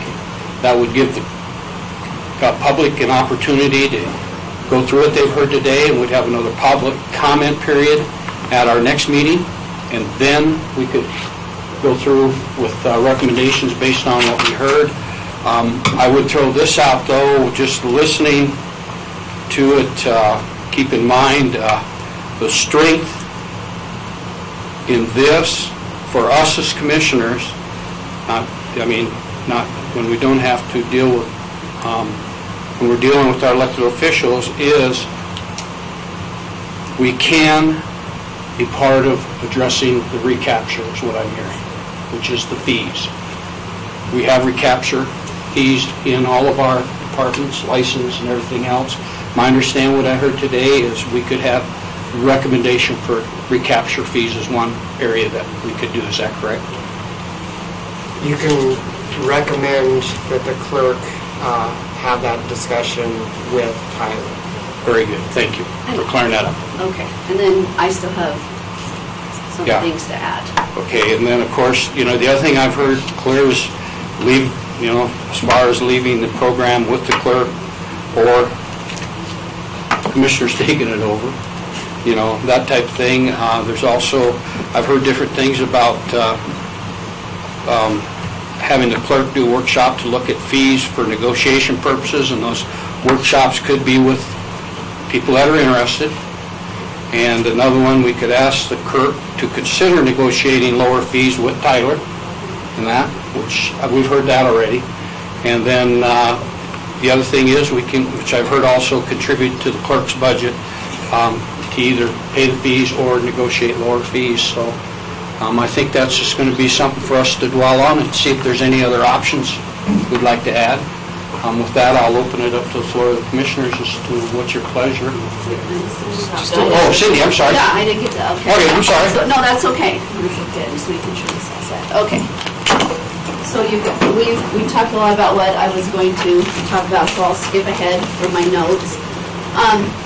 And I want to talk a little bit about why we instituted the fees and recapturing of it. And a little bit of the stuff that got mixed up in the letter the last time when the questions were asked, and that's what I want to address now, is previously the county clerk's office did not institute a fee with IDOC when it was first purchased and made available to the public back in 2011-12. Records from October of 1985 to the present are currently on the system. And from my understanding with the idea that in the future a fee schedule would be instituted. It is my responsibility as an elected official to all of my constituents as well. And I was charged with protecting and preserving their faith in me that I would be a good steward of their hard-earned money. Therefore, the fees that were assigned with the installation of iDoc Marketplace was a policy decision that I made to validate the importance of this non-obligatory system that is available to end users by their willingness to show that this program is important enough for them to have some personal buy-in. Last year, so where some of the confusion comes in is also the scanning project got mixed in. Because last year I did request an amount to be placed in my budget to pay a company to scan all of Sweetwater County land records. We didn't know at the time who was going to do that, and we had a couple presentations on that. But the money was placed in my budget just for the scanning. I had to come back and ask for $17,233 more dollars in order to do the whole project, so we didn't have to pay for the company U.S. Imaging that we had chosen to come back. This had nothing to do with iDoc Marketplace or DocuPro. It was a separate project to preserve our records. We still don't have them back yet, but they're just plain scanned pages on a hard drive. They're not usable to the public.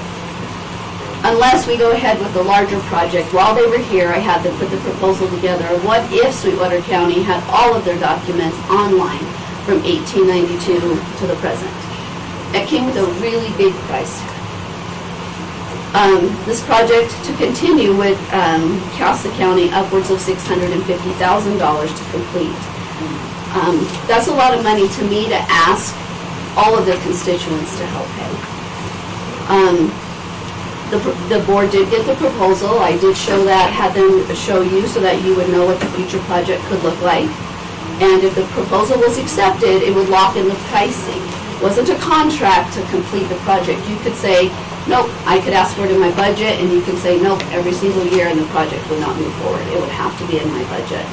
But in order for me, in good conscience, to come to the board and ask for that amount of money for a project that's not mandated by law, that is used by some of our voters and our residents of Sweetwater County, but to me, there needed to be some help, and if they're not willing to pay a minimal nominal fee to even show that it's going to go forward, the $5,000 that we've kind of collected so far is a long way away from $650,000 of taxpayers' money. So that's what I wanted to add to this project. Would be nice if people would call and talk with me and have discussions about the fees, and I've already said that I would be looking at it once I had some data. I have no data to show and make an educated decision on what the fees could look like until I get at least a good 6 months in to be able to draw a graph to see what it'd be like. The beginning, if you look at, I have a graph, or you can look online, a graph, and then just went right down. We've got the title companies, and it's now to the $10 a day fees. And I will let you know that I've had more people now that it's been in the newspaper talk to me about why in the world are we paying for this than I have on people calling to complain about the fees. I was getting my hair done, and my hairdresser was talking about it. I don't want my money going to that. I don't want to start a war between the people who want to pay or not. It's either a project worthwhile or it's not, and we can just lower the fees and stop right there. Either way, it's whatever we want to do, and I know you control the budget, so it's about what you're willing to put in there, and also answer to the people about how we're spending. Questions for Ms. Lane?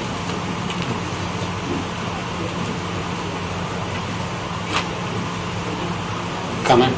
Okay, comments, commissioners? Mr. Shadefeld. After all of this has come forward, I also have had more comments from folks that are saying, number one, I'm not a real estate agent. Why should I have to pay for access to something that I never use? Number two, if I want to buy or sell a house, there's a significant percentage that I'm paying to that real estate agent that should be a part of their business fees. Three, it's difficult for, and I've had this conversation with Ms. Lane, that it's difficult because it's kind of rolled out without a whole lot of overhead.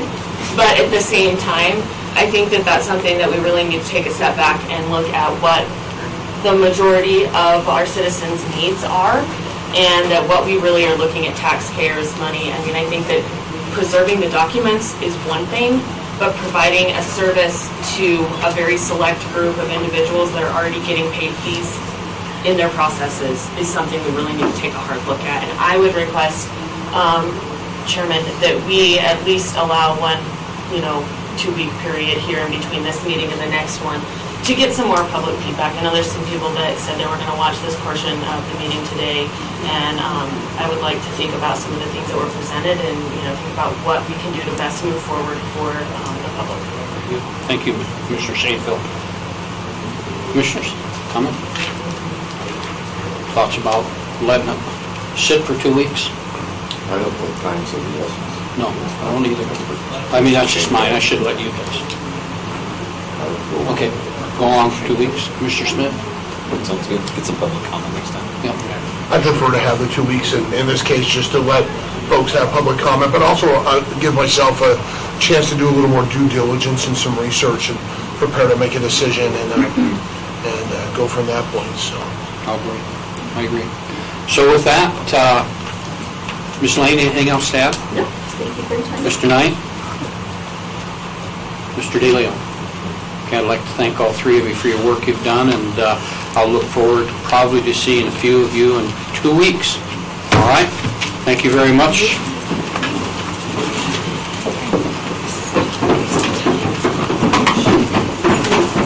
I wish those fees paid for everything.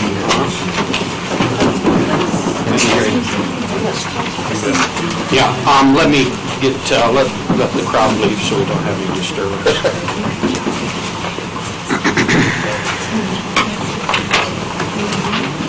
I'd like to commend my fellow commissioners for their questions, due diligence, and willingness to wait another 2 weeks. Good move. Okay, with that, getting back to our agenda, we now have with us Defense Complex, Ms. Warren, on the Escapee RV rally and recruitment efforts. Information topic for us, so. I just want to thank the commission for allowing us to be here today. I apologize, I wasn't able to get that in the packet because it's a magazine and they only sent us so many copies, so we just thought it would be really neat to come over and present it.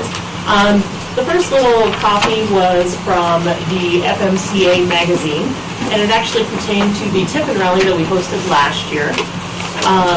And one of the cool things about it was a Tiffin Motor Coach member actually submitted that article to the FMCA magazine, and what I liked about it is they were highlighting the economic impact in our area.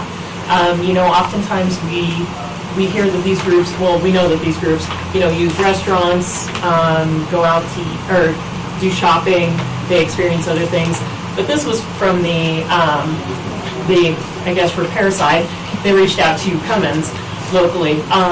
And so we've had a lot of feedback from people, and so we just wanted to show you guys, that this is actually reaching our people in our community, I know that Fremont Motors also had a lot of service calls. They had a lot of people that drive Jeeps in the area, and I want to say there were 8 or 10 of them that took them in for service and repairs. So that is the economic impact of these events. So with that being said, that FMCA magazine that I made the copy out of, I know that their membership is over 100,000 people. And so, this is marketing that is extending past just the rally, This is continuing, and we're getting on that national and international level. So with that being said, we're pretty excited. We have the second RV rally coming this summer, and that's the Escapee RV rally, and that's June 21st through 26th.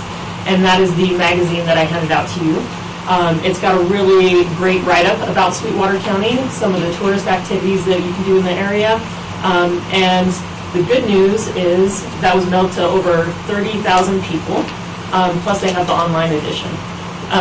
We spoke with the Escapee group, 2 weeks ago?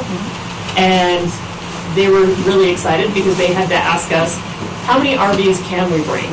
Initially, the contract was for about 700. They're already at 700, and they have 4 months still to go with registration. So we said, we can double, you bring them, we'll find a spot for them, you know. We have plenty of space with the RV spots, so we're really excited about that. And then we also have the Newmar RV Rally in August with 24th through 28th, which will bring 500 motor coaches to our facility as well. So we're just really excited, you know, we're really getting some recognition. We're a huge driving force in the tourism in our area.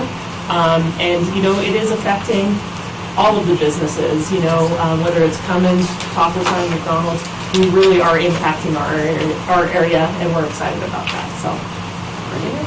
Just jump in and say escapees have done their own economic impact studies, and their economic impact studies show $3 million in impact for the events that they bring here. We are getting calls in the office already for people that want to pre-rally. So I think we've told you before, but keep in mind the rally is June 21st to 26th. About 30% of those people will come early, a week, 2 weeks, 3 weeks early. Most of these folks have the flexibility to do that, and then about 30% will stay late for that same amount of time. So you're really looking at, you know, about a 6-week period that we're going to be impacted in there, and I think that's really substantial. And they're in RVs, but I can tell you we've spoken to a lot of them that don't cook. You know, they're vacationing for the most part. They want to come here and they go out for drinks, they go out for dinner, they golf, they float the river, they do all those things that you would do when you're on vacation. So it's a huge number for us, and we're super excited about that. And Lena has done a great job with those groups. Our organization puts a lot of time and money into that. We appreciate Travel and Tourism's help getting the recruitment efforts done. We've already had a group that was here last year reach back out to us about coming back. So I think we as a county are doing the things right, and people are starting to recognize that, and that's good news. Thank you. I was going to say, even with the escapee rally, their rally, they don't actually plan any meals for their group. So all of these people coming to stay, and we've reserved 700 RV spots. So that's 1,400 people that are going to be going out to restaurants while they're here already. So, and that's every meal. Well, several meals, I shouldn't say every meal. You know, they want to experience the area and see what it has to offer, so. Okay, commissioners, questions? Comments? Comments, questions, whatever? I think that, you know, it gets back to, it starts with the rodeo, and you've expanded that, and I think the public needs to understand, and I think they do, the economic impact that the events complex has on the county. It's very, very significant, and I would hope that when we finally put the ballot together on 6th, that that's taken into consideration, because I think you did a super job. In spite of Larry, and you're learning. You didn't bring it today. Good call. Right. Good comments. Anybody, other comments, commissioners? What do you anticipate? I mean, are you going to be able to cover costs and that with everything that's going out there and that at the end of it? Absolutely. So it should pretty well be self-funded and everything for you guys? Yeah.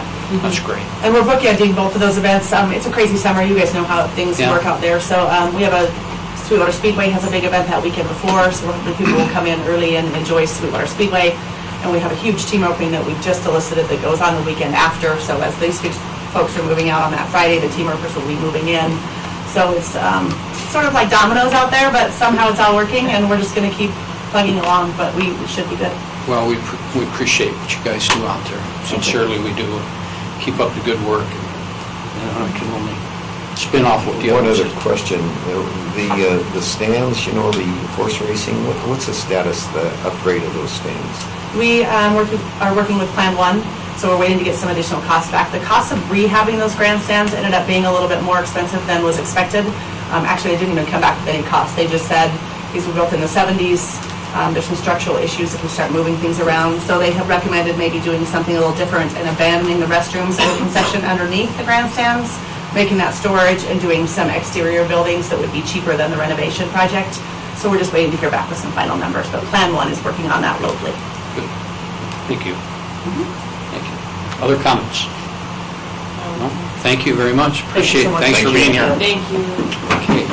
Moving on to tab F, we have with us Mr. Slitz with Center of Wyoming Unit 8 Capacity Expansion Project. So if you'd come up, please, and introduce the people you're with. Good morning. Good morning. How are you? Good to see you again. Thank you. Tyler Schultz. Nice to meet you. Good morning. Sorry, Jim. Good morning. Good to see you. Good morning. Good morning. Good to see you again. Good morning. Good to see you. Thanks for coming. Appreciate it. Good morning. Good morning. Sorry to see you. Good to see you. Hello. Hi, Allison Pearson, nice to meet you. Pleasure.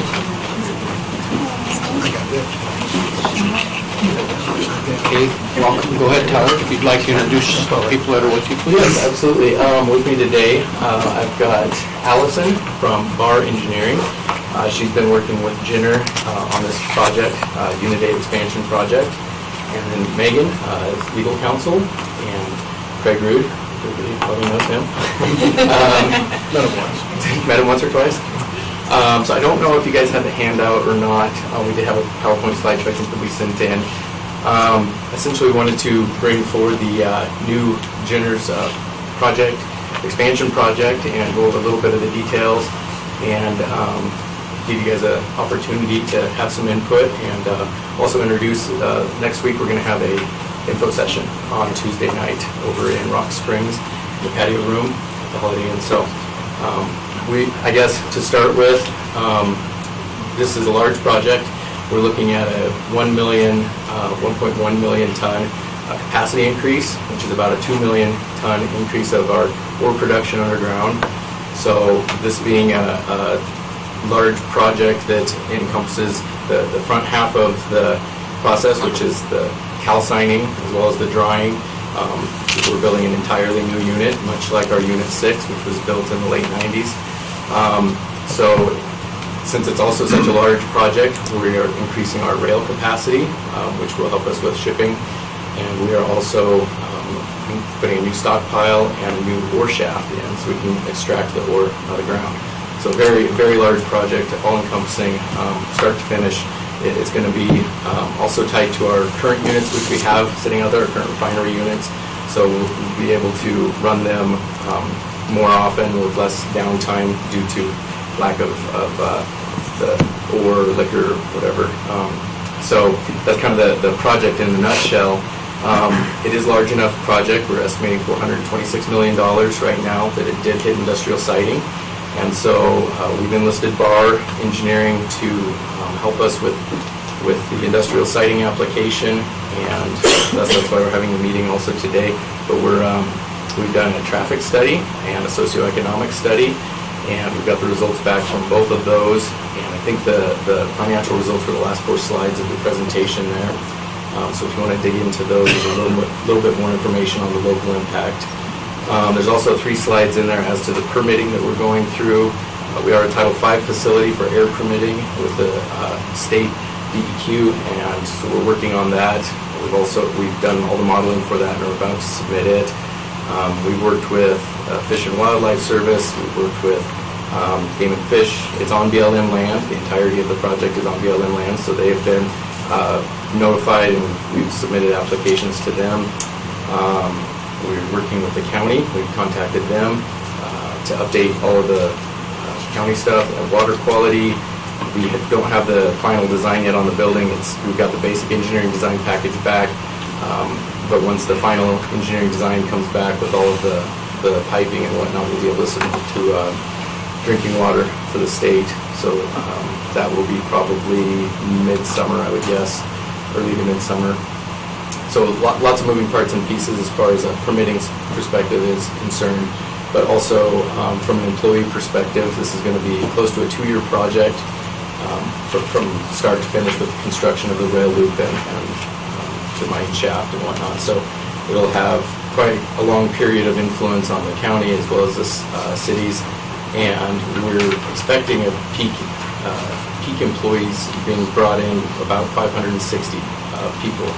Now, that would be temporary employees that would be brought in during the construction to construct the main portions of Unit 8. The full-time employees, I believe we're estimating about 60 right now, 50 or 60 full-time employees. We're going to have to increase our mine staff underground, as well as our maintenance, our I&E techs, our operators, just bolster our entire employee base there to help cover this new facility. We're also finishing up a project. The start of March, we'll bring our cogen facility online, which it generates not only our electricity, but our steam. And so, as part of our PSD permitting with the state DEQ, we're incorporating that to run at full capacity so that we can help generate our own electricity, but that will also require operators as well. I think that's it in a nutshell, without having any slides in front of me. So, do you have any questions or Comments? Go ahead, Commissioner Johnson. Yes, I apologize, I haven't had a chance to go through all your slides. I thought we were going to look at them, so I apologize for that. So I'm going to ask some questions, probably answered in that. So this is all mechanical mining, room and pillar, along a wall, how are you going to do it? room and pillar is what we do out there generally. Yep. The other question, obviously, we get in contact with a lot of your employees, not necessarily, but all of the toilet patch issues. Right now, I heard a comment, you're extremely important to Sweetwater County. It's worth 15% of our economy. And one of the comments I just heard is that right now, supply and demand, there's more supply than there is demand. Is that your experience right now? I guess I'd defer to Craig on that. He knows more about those issues. Yeah, I mean, it's sort of a tricky question because China makes synthetic soda ash and they always have excess supply. Right now, the market is a little soft, but we think our timing of our project, as well as others that we're aware of going on in the basin, will work out and actually displace soda ash that's made in China. So that's temporary is what you think? Yeah, I mean, it's a commodity market, so it ebbs and flows. But it is in a bit of a soft market right now. Other comments? Commissioners, other comments? Go ahead. I'll just point a few other things out on the slide, and I apologize. Had I known you didn't have something to project, I could have got things set up. I've got it on my laptop if you wanted to see it. We didn't have a... No, but that's for the people that are here, so I'm just going to touch on a couple of things. Workforce, of course, you said 560 employees, 24 months to complete. This project is expected to be operational for the life of the mine, which at present production rates is expected approximately 6 years, so production and lease rates, is that correct? Okay, industrial siting for November 12th of 2019 is what I'm reading here, so does that mean that's when the industrial siting will start meeting to determine? That was when we had the jurisdictional meeting with the industrial siting council, and they determined the project was jurisdictional. Okay, so they haven't set any date yet for... We're planning on submitting in May. In May, okay, very good. But they haven't set the final hearing date yet. Okay, very good, because that'll be important based on the new legislation. We hope we can defeat that, though. So, also, average estimate for construction impacts, employment jobs, direct effect 31, secondary effects 136, so we're talking 167 jobs and that type of thing, income. So it's really a good project, it's really beneficial, of course, to the county, and the county appreciates what you're doing in that arena. So, other comments, commissioners? Without that, thank you for being here. If you guys need more information, there will be the info session, like I said, in the patio room from 5 to 8 next Tuesday. Great. Thank you. Thank you. You bet. Have a good day, gentlemen. Ladies, thank you.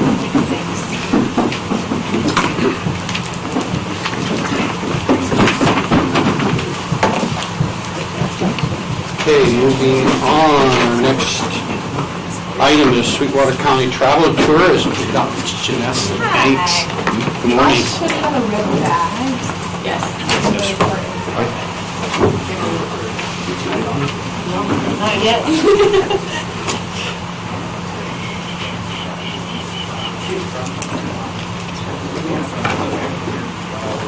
Good morning. Good morning. I'm Janessa Meredith. I'm the Executive Director of Sweetwater County Travel and Tourism. Thank you for allowing me some time today to share with you our 2019 annual report. So this is how the local option lodging tax was spent in 2019. And we'll go through this. Great, thank you. As you know, the local option lodging tax has 11 board members. The city of Rock Springs appoints 6 of those positions. 2 come from the city of Green River, 1 from Wamsutter, 1 from Superior, and 1 from the county commissioners. And the entire mission of the local option lodging tax board is to enhance the economy of Sweetwater County by attracting and retaining visitors. It's a local option lodging tax, so our local residents vote on this tax every 4 years. Our next election will be in 2022. By state statute, the local option lodging tax has to be spent on marketing purposes. So we can't build an attraction, we can't build anything physical. So 72% of our overall budget is a traditional marketing campaign that I'll go through later in the presentation. 10% is for event grants. 5% we give to the chambers of commerce to operate as visitor centers. 5% of the budget as well goes to the Sweetwater Events Complex, and 8% goes to administration. So you can see there on the right how the lodging tax has come in. The rate has changed. In 2014, we increased the rate from 2 to 3%, and then in 2018 it was increased to 4%. So you can see how it's come in and where those rates have fallen as well. So the block grants that we give to the chambers of commerce, that is to help them with their staffing of visitor services, operational costs. They distribute all of our brochures around the county for us as well. And then, like Candy and Lena were mentioning, the local option lodging tax also funds the Sweetwater Events Complex, helping them with out-of-county advertising and event recruitment. So 10% of that overall budget, we fund event grants. So any event in the county that generates hotel occupancy or campground occupancy qualifies for lodging tax dollars. So those are the events that were funded in 2018 and 2019. So everything from youth sporting events to Flaming Gorge Days, the fair, conventions, pretty much any event that you're familiar with in the county, the lodging tax helps support that event. And then we do our own event recruitment. We recently bid to host the high school state 3A and 4A soccer tournaments for 22 and 23. We're partnering together. Rock Springs and Green River submitted a bid. We worked with them to host those state soccer tournaments. So that's 500 kids and their families will be coming to our area for that state soccer tournament in 22 and 23. I've also recruited other state sporting events over the years, and we also work to recruit international tour bus visitation to the area. I host and serve on a number of boards in the county and the state. I serve on the Wyoming Travel Industry Coalition. I'm a past president of that board. I host an event recruitment committee, a lodging association meeting every month with all of the hotels in the county, beautification committees for both cities, and then the Flaming Gorge Promotions Committee. Beautification has been something that I have focused on since 2015. It's really critical to not only convey a sense of pride for local residents when they enter our gateways into our cities, but our visitors really need to have a good first impression of our communities in order to want to stay and spend time and money here. So we've really dedicated a lot of efforts towards the beautification committees and enhancing those gateways, and we'll be continuing to do that in the future as well. We've been able to get a few of the signs in Rock Springs and the end of the gateway sign there in Green River as well. I host what's called the REACH Awards, stands for Rare and Exceptional Achievement for Customer Service and Hospitality. The month of May is designated as National Tourism Month, so drawing attention to what tourism does for the local economy. So I want to recognize the frontline staff in the hotel and motel industry as far as what they're doing to provide quality customer service to really enhance that experience when visitors come to our area. They really enjoy their stay. We also do what are called board projects. So in the last year, we've really done a lot to generate awareness of the National High School Finals Rodeo that is hosted here in Rock Springs. So we have partnered with KUTV2 News out of Salt Lake City and done a live remote for the last 2 years to let people know that the largest rodeo in the world is hosted in Rock Springs, and really try to generate that folks to come and check that rodeo out. We also helped the downtown Broadway Theater with some of their radio advertising the last year to draw attention to that attraction as well. 2019, as most of you know, was the year of the Wyoming woman. It was the 150th anniversary of Wyoming women's suffrage. Women in Wyoming were given the right to vote 50 years before any other women in the country had that same right before the 19th Amendment. So I created the Proud Wyoming Woman Retreat. I created it in 2018 to do a test run, so we had the opportunity to build a bigger event in 2019. So for 2019, we held an event in September. We had fly fishing, we had a downtown health and wellness day, we had a downtown Rock Springs art sip and stroll. We had a group that headed out to Let It Fly Hunt Club. They did clay shooting and Dutch oven cooking. It was really just an opportunity for us to display the pride and focus on the pride that originated during the time of women's suffrage that lives on today. I have a video that I'll show you.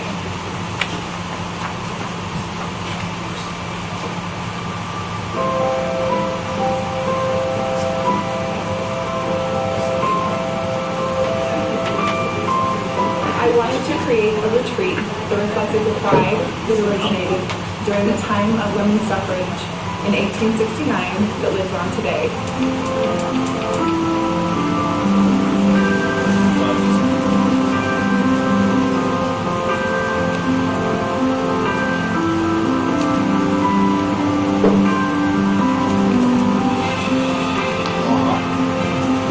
That was caught that day.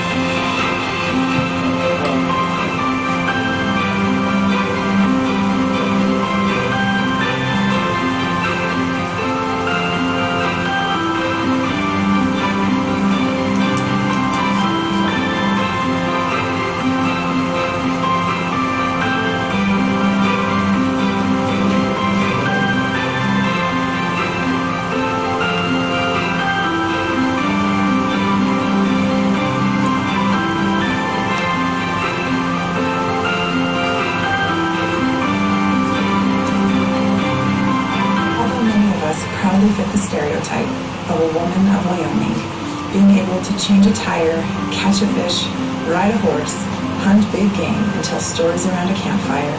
We are also able to dress up, show up, and get things done, and that makes me very proud.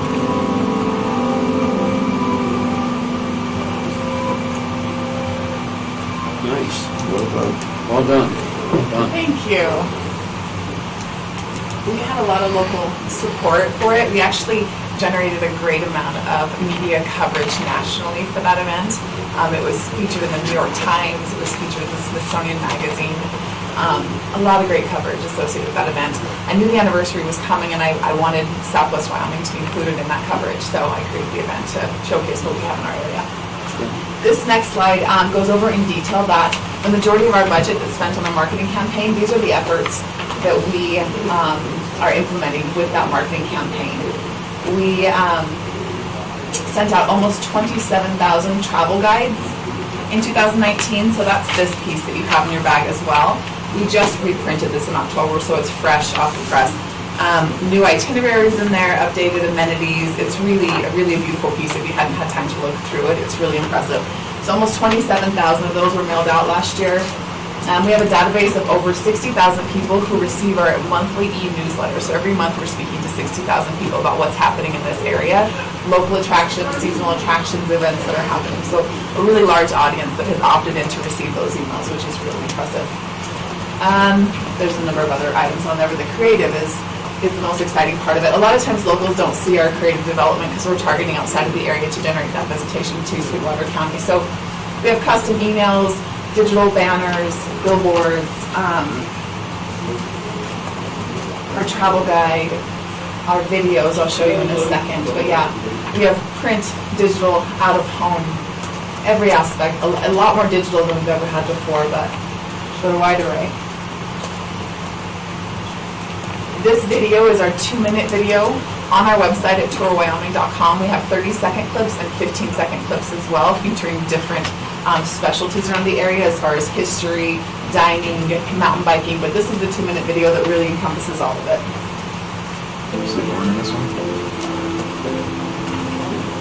In southwest Wyoming, there's a path to adventure waiting to be explored. Experience our dynamic art scene, charming downtown events, and trendy hotspots in Rock Springs. Visit Green River to explore pristine Wyoming landscapes you can't find anywhere else. Put some dirt on your boots and hike to breathtaking vistas. Or discover one of our favorite ways to cool off in the summertime. Jump out of the car and into adventure at Lake Flaming Gorge, where it's not just about getting here, it's about getting out, making once-in-a-lifetime memories with the ones you love, and savoring the great outdoors. Don't just vacation, explore in Rock Springs and Green River, Wyoming.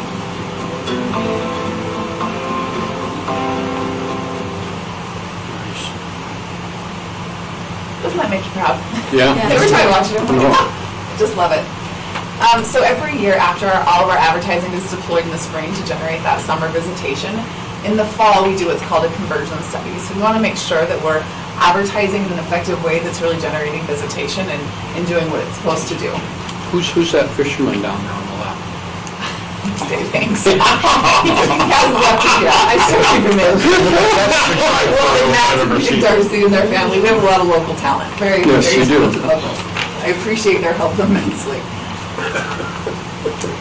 So the impact of that conversion study, so the total impact of our marketing efforts in 2019, so this is just what we did. We measured our efforts. This isn't applying another research study to our efforts. This is what our efforts generated. We know that our advertising generated 3,940 trips to the area. The average party, travel party size is 2.8 people, and the average number of days in the county is 3.4. So the average spending per person is $143 per person per day. And the total economic impact of just that marketing campaign in 2019 was $5.4 million. So that's money in the cash registers of Sweetwater County businesses generated by one marketing campaign that the local option lodging tax paid for. These are some numbers that are used by different local entities as well. This is the economic impact study done by the Wyoming Office of Tourism. So they measure all of the elements of tourism spending in every county in the state. So for Sweetwater County, they estimate that $162 million are spent in Sweetwater County by visitors. So that's measuring everything, not just one marketing campaign. So it generated tourism in general. We saw 617,000 visitors to Sweetwater County in 2018. So these numbers are a little bit older. They don't have the 19 ones done yet. So that saves every local household over $500 in taxes that visitors are leaving here when they come to Wyoming. So a lot of economic impact collected from the Wyoming Office of Tourism. And then the top 5 activities, when people come to visit Sweetwater County, we're not always the final destination. We're usually part of that overall Wyoming road trip. So the top 5 things that visitors to our area are going to experience while they're coming through or in the state of Wyoming, but stop here for some time. The Yellowstone National Park is number 1. Grand Teton National Park is number 2. Wildlife viewing is number 3. Self-guided driving tours are number 4. And museums and historic sites are number 5. So we know that we're not, like I said, the final destination, but all roads lead to Yellowstone, and we're really happy to be on one of them. So, On number 3, wildlife viewing, that'll probably include wild horses. yes. Yes. Oh, man. That's a long I had to time. throw that one in there, I'll tell you. So that's just another metric. The $162 million traveler spending in 2018 breaks down to almost $500,000 a day spent in Sweetwater County. So there's a few projects that we have happening in 2020 that I wanted to share with you. We're wanting to build a Flaming Gorge tour. So take a 55-passenger motor coach around Flaming Gorge and hire a step-on tour guide to deliver that experience for folks through the summer months. We are wanting to do it on Thursdays and Fridays through June, July, and August. So be watching for more advertising about that. I think we're going to really focus on locals and give them that experience this summer, hopefully, so that they can be the advocates and help us sell it in the future. Janessa? Yeah. Does your present tax dollars from your 2% cover all of that? It's at 4%. Or 4%, I'm sorry. We can't own the bus, we can't own anything. So what we'll do is we will rent the bus, hire the step-on tour guide, and sell the tickets. Put it And on. yeah, so It'll all come out of your lodging tax. we'll charge for these. Okay. $39 a person, yeah, sorry. We're just gonna get. And I interrupted you, you probably could say that. No, you're good. Yeah, $39 a person, so hopefully we can get those buses filled, but otherwise we'll support it until we can get it off the ground. Yep. We also are doing a project called Destination Next, so a strategic roadmap for the next generation of global destination organizations. So this is a national program. I have sent out a survey email. You would have gotten it from me the latter part of last week. So what we're doing is we're surveying our local leaders and local partners as to what we're doing right in the world of tourism and what our opportunities or challenges might be. Where can we expand? Where can we do something different? And so once we get the surveys collected from all of our local leaders and local partners, we're going to be doing a strategic planning session on March 31st that you'll be invited to as well. So just kind of making sure that we're on track for success in the future and what's that going to look like. We're also doing a local social media campaign called #LifeIsSweetwater. Just really highlighting what is great about our area, why it's great to live here. Locals can really sell this place to a visitor more so than any advertising campaign ever will. So we want to make sure that we're changing that conversation and really pushing out the positives about what's really attractive about living and visiting Sweetwater County. Which kind of segues into this project, this is a really large project. It's called a Certified Tourism Ambassador Program.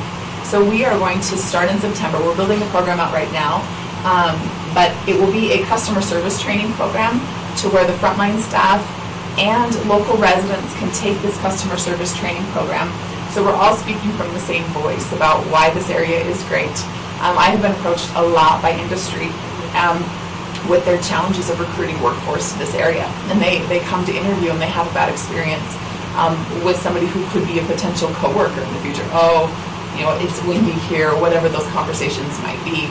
So we really want to offer an opportunity to have not only the frontline staff in the hospitality industry trained on what those conversations need to look like with the visitor, but also our residents that are working in the HR departments, in real estate, in the government offices, what those conversations need to look like with our new visitors, our new residents to the area, trying to make sure that we're all speaking from that same voice. So that's going to be a huge, huge undertaking. It's a 4-hour training. It's a $49 program. But once you have gone through the training, you become certified. So it's a certification, Certified Tourism Ambassador, that you'll have to renew every year, once a year. So I'm looking forward to that as well. Good. It's needed. And that's all that I have. Wow. Unless there are any questions. Well done. Thank you. Comments, Commissioner Couple Lloyd? Janessa, first of all, thank you.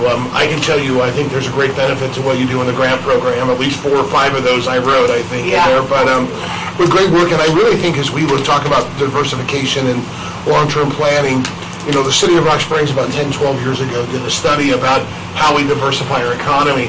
And one of the number one, the firm that they hired actually said they felt tourism was our greatest industry that we could grow in. So I think as we continue to look at those efforts, the efforts that you're doing and the efforts we put in could be really focused on that tourism area, because I think it's an area we can definitely grow our economy in. So great work. Thank you. Thank you. I appreciate it. That was Roger Brooks who did that study in 2007. We've implemented components of it, the wayfinding program, certain components with the signs and able such. to implement. But yeah, it's a big program and definitely on point. So, other comments? Commissioner Shanefield. I just wanted to say thank you for all that you've done for our communities, and I've had the opportunity to be on the beautification board as well as attend and help with the Proud Wyoming Women Retreat, and everything that was done around those was fantastic. I still have people comment when they see my hat or my mug or whatever from the retreat, how much fun they had and what a great time it was and how much we learned about our communities and raised pride among the women in Wyoming. So I also wanted to say that we're looking forward to working with you, with the Economic Development Council, in moving forward with some of those different ideas as we work through some strategic planning and staff will be reaching out to you. Oh, absolutely. Thank you so much. Thank you. We appreciated all your help. She was incredible, absolutely. And yeah, I'm happy to help however I can. I love this place, so however I can help, I'm happy to do it, so. We could tell your passion. That's To a fault, very catchy. probably. No, it's a good way. It's a good way. Thank Any you. other comments, commissioners? Well, we thank you, Ms. Meredith. Thank you. Appreciate it. Keep up the good work. Thank you. Okay, with that, let's take a 10-minute break. You okay with that, Mr. Gerst?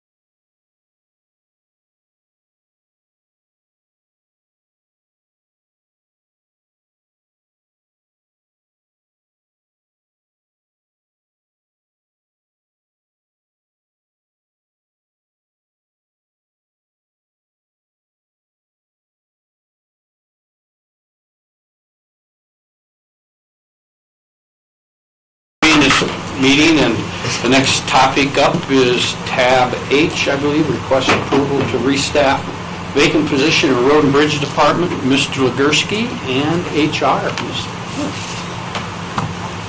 I told Ashley she gets to do all the talking. All righty, you're up, Ashley.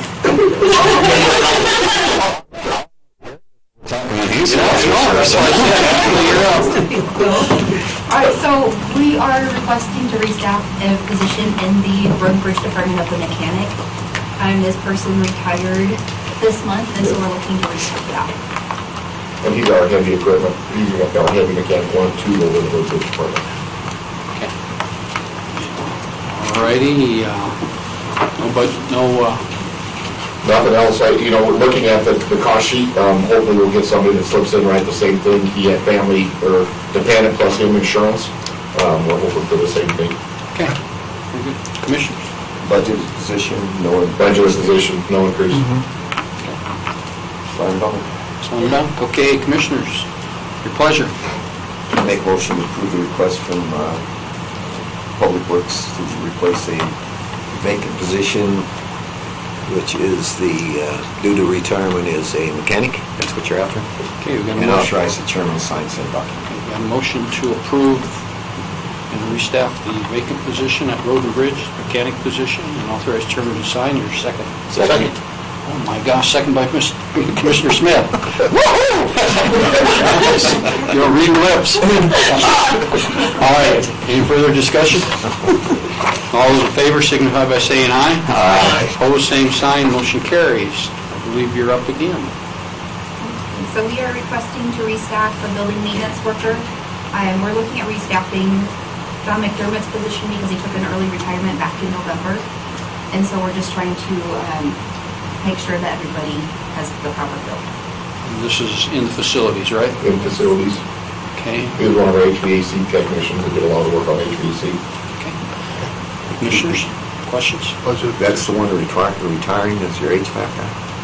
One of the two. One of the two. Yes. That's a critical position. You Yes. gotta have that talent. Yes. Pleasure. Other questions, Commissioners? What's your pleasure?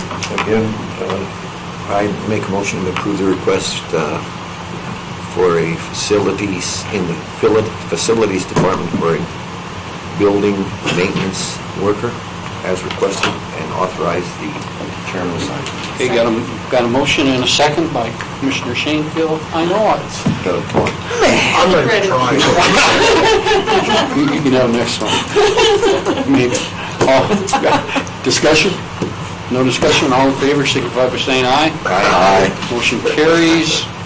Tab K, thank you very much, Mr. Legursky. So tab J, I believe, which is Mr. Bingham. Request to approve a new position in Land Use Department. And Ms. Smith's here to help you. You're up. Either one of you. So we are requesting to add a new position to Sweetwater County as an economic developmental specialist.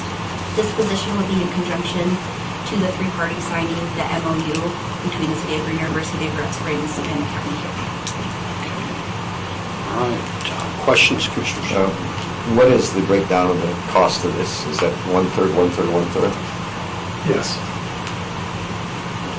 They have to approve, they will have to approve the position, filling of that position by the individual that's, or is that going to be entirely up to your discretion? Sorry. Interesting you brought that up. So in the MOU, it would be the county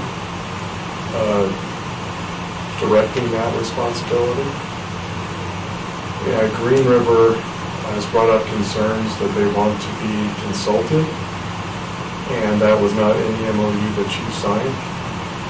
So they're still trying to work that out. That's why Who are they?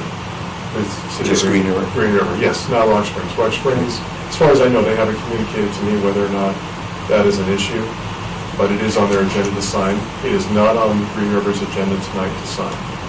And so that's why we need this, if this is approved today, that it is contingent upon them, all three entities signing the MOU.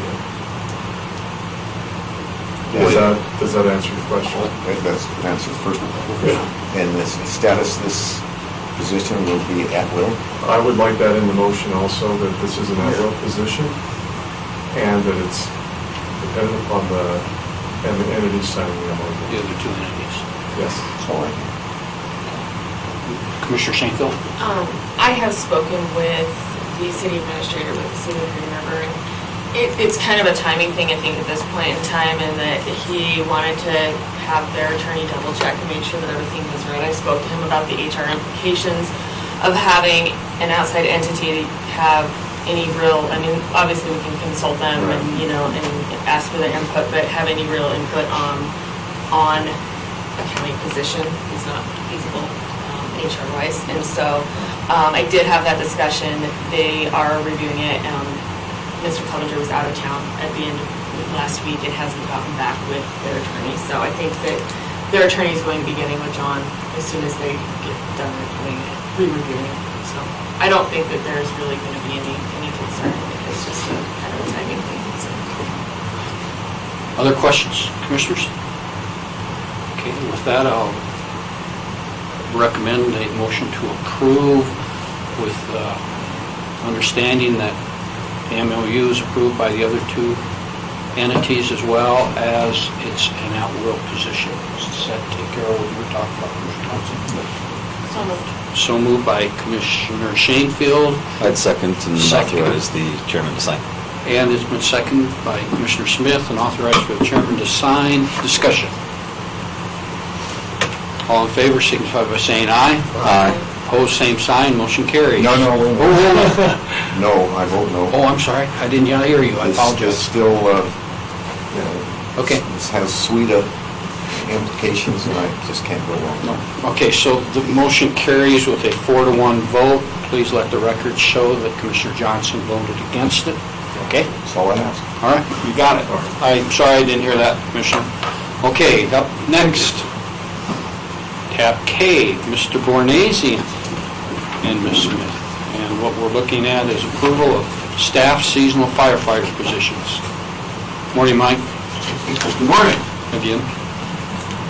How are you doing? Doing great. Mike Bornasian, It's a beautiful day in the neighborhood. Good. Okay, you're up. Okay, so we are requesting to restaff seasonal firefighters. We have 14 positions in total. 2 of them are 9-month, and those do include health insurance, so there's an additional cost of health insurance with those seasonal positions. And then there are 4 3-month seasonal positions as well, so it just depends on when they're hired as to how long that position is going to last for them. Questions, commissioners? Mr. Smith? Commissioner Smith? You beat me. How's the hiring prospects looking this year? I know in the past it's been... We have the best recruitment pool we've had since I've been here in 5 years. Okay. So you don't worry about this will be filled, you quite confident? No, of the 14 we had working for us last year, of the folks that have applied and expressed interest in coming back, there's 11. Oh, nice. You must be doing something right, Mike. Nice job. Additional applications are sitting somewhere around, let's say, 12 to 15. So we have some decisions to make if we can bring our force back on this. Good to hear. Thanks. I think you answered that question. How's this compare to what you did last year and the year before in the number of heads? In the number of what? People. So last year we had 14. We had the same exact number, same budget. We struggled to fill all the positions with qualified applicants. So it was a challenge, and there's one of the reasons is we always compete with the federal hiring program this time of year.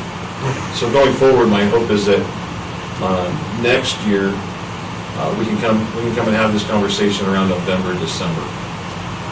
The BLM completes their hiring process by the first of the year, and the Forest Service is in the middle of their hiring program. So all the states are in the middle of their hiring program. So we've been receiving applications, but I think we need to move ours up probably another month or two to keep up with the the continuing reduction of applicants. I can tell you the BLM struggles to fill all their positions.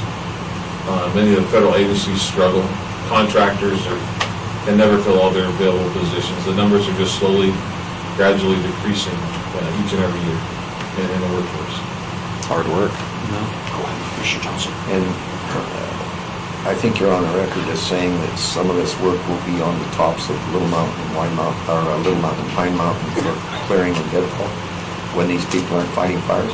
It will be on the top of Little Mountain on state land. That's the only project that state forestry has written a prescription for and is approved. And there are no state lands on top of Pine Mountain? You happen to know that? I don't know that. On top of Pine Mountain? Yeah. There is state land on Pine Mountain. I don't know the degree or acreage of Whether it's at. That's good enough. That's good. Go ahead. Commissioner Lloyd. Mike, last year when we did this, one of the concerns was we were burning out firemen, and the firefighters, and also increase the overtime costs. So one of the hopes of increasing the temporary pool was to decrease overtime costs. Did we see that, an occurrence of that, and maybe some reap of the benefits from that? We did. Right now, we're about $12,000 less in overtime. And we are, if things hold firm, what I try to do is bring the 9-month seasonals, the two of them, will come on in March. The 6-month seasonals come on May 1st. And then the 4 3-month seasonals, college, most of the college kids, come on June 1. So with that, those expected dates and hiring, we're looking at probably, these are not to exceed timeframes. So we have about extra $40,000 that I don't think we're going to use in our current budget for seasonals. So. Great. Thank you. So yes, there was a reduction. Other questions? Mr. Smith? Not super related. Well, burning out firemen is probably not a good way to phrase. Yeah, good point. I'm just saying. I need to do a little word smart. We give them shirts. That's true. With the dissolving of the Parks and Rec board that we had, I've lost track of how things were going with the trailer and housing out there at the gun. I have not heard anything. I put that to Mr. Bradford, who was going to get with Mr. Legursky, and I've not heard a word back. Okay. So Mr. I'm assuming they're still in discussion. You don't know anything about it. So maybe you guys two talk after. So I thought it was a great idea. So just since we dissolved that board, Other questions? Thank you, Mr. Smith. Other questions? One other one. When you talk about numbers declining for firefighters, I know we're in a partnership with Rock Springs High School, the Fire Academy, and Law Enforcement Academy. How many kids are you getting from that? So the Rock Springs High School has the Fire Law Leadership Academy, FLA. We're a big advocate with that. We have high school kids in our station every week throughout the entire year.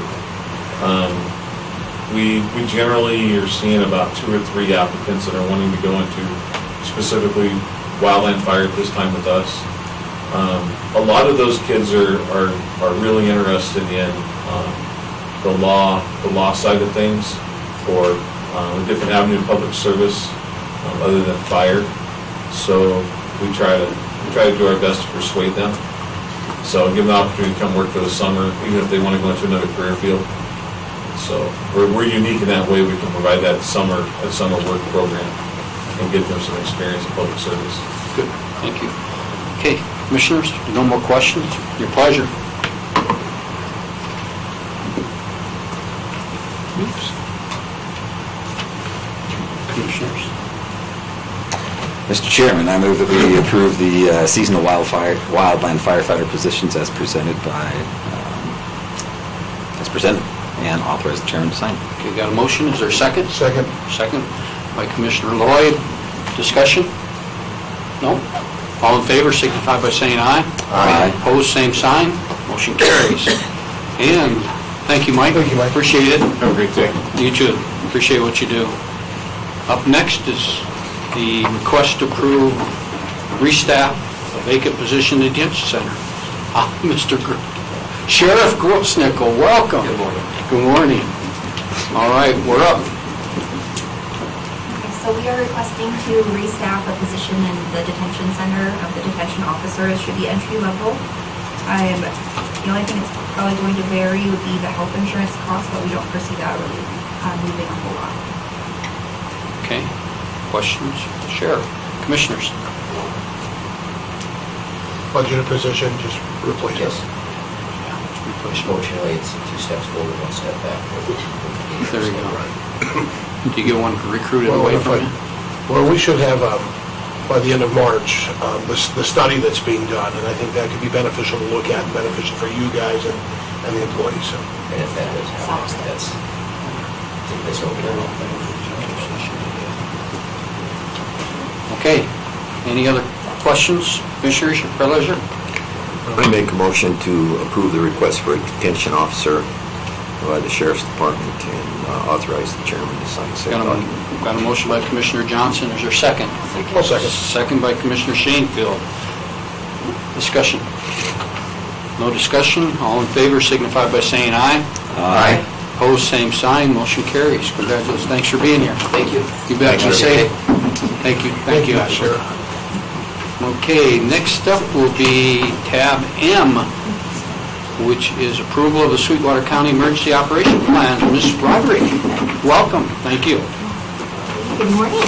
Good morning.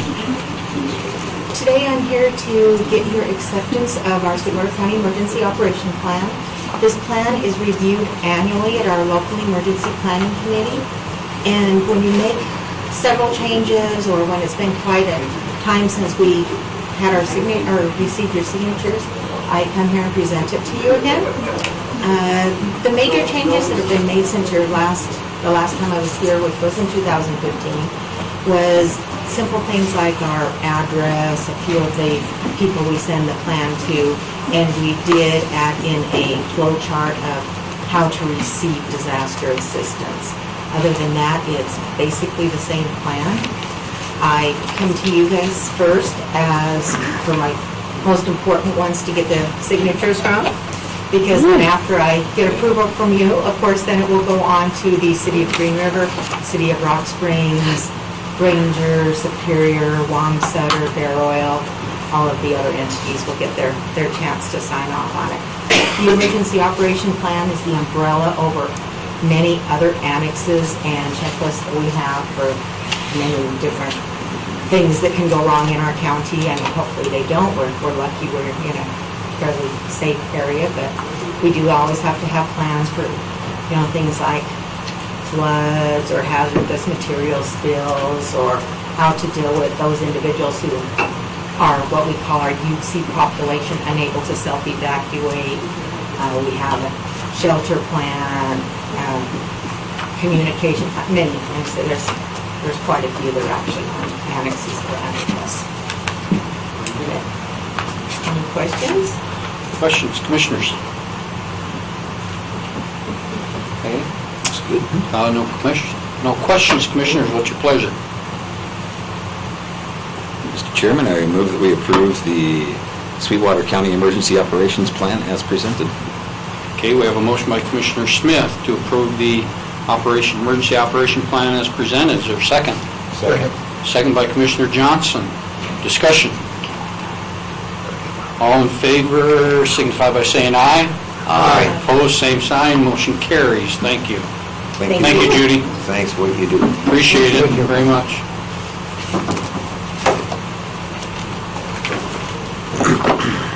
All right, Ms. Dernovich, welcome.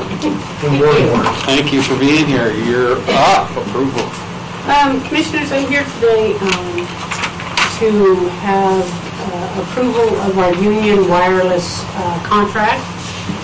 Usually it's an automatic renewal, but we have chose to change the contract.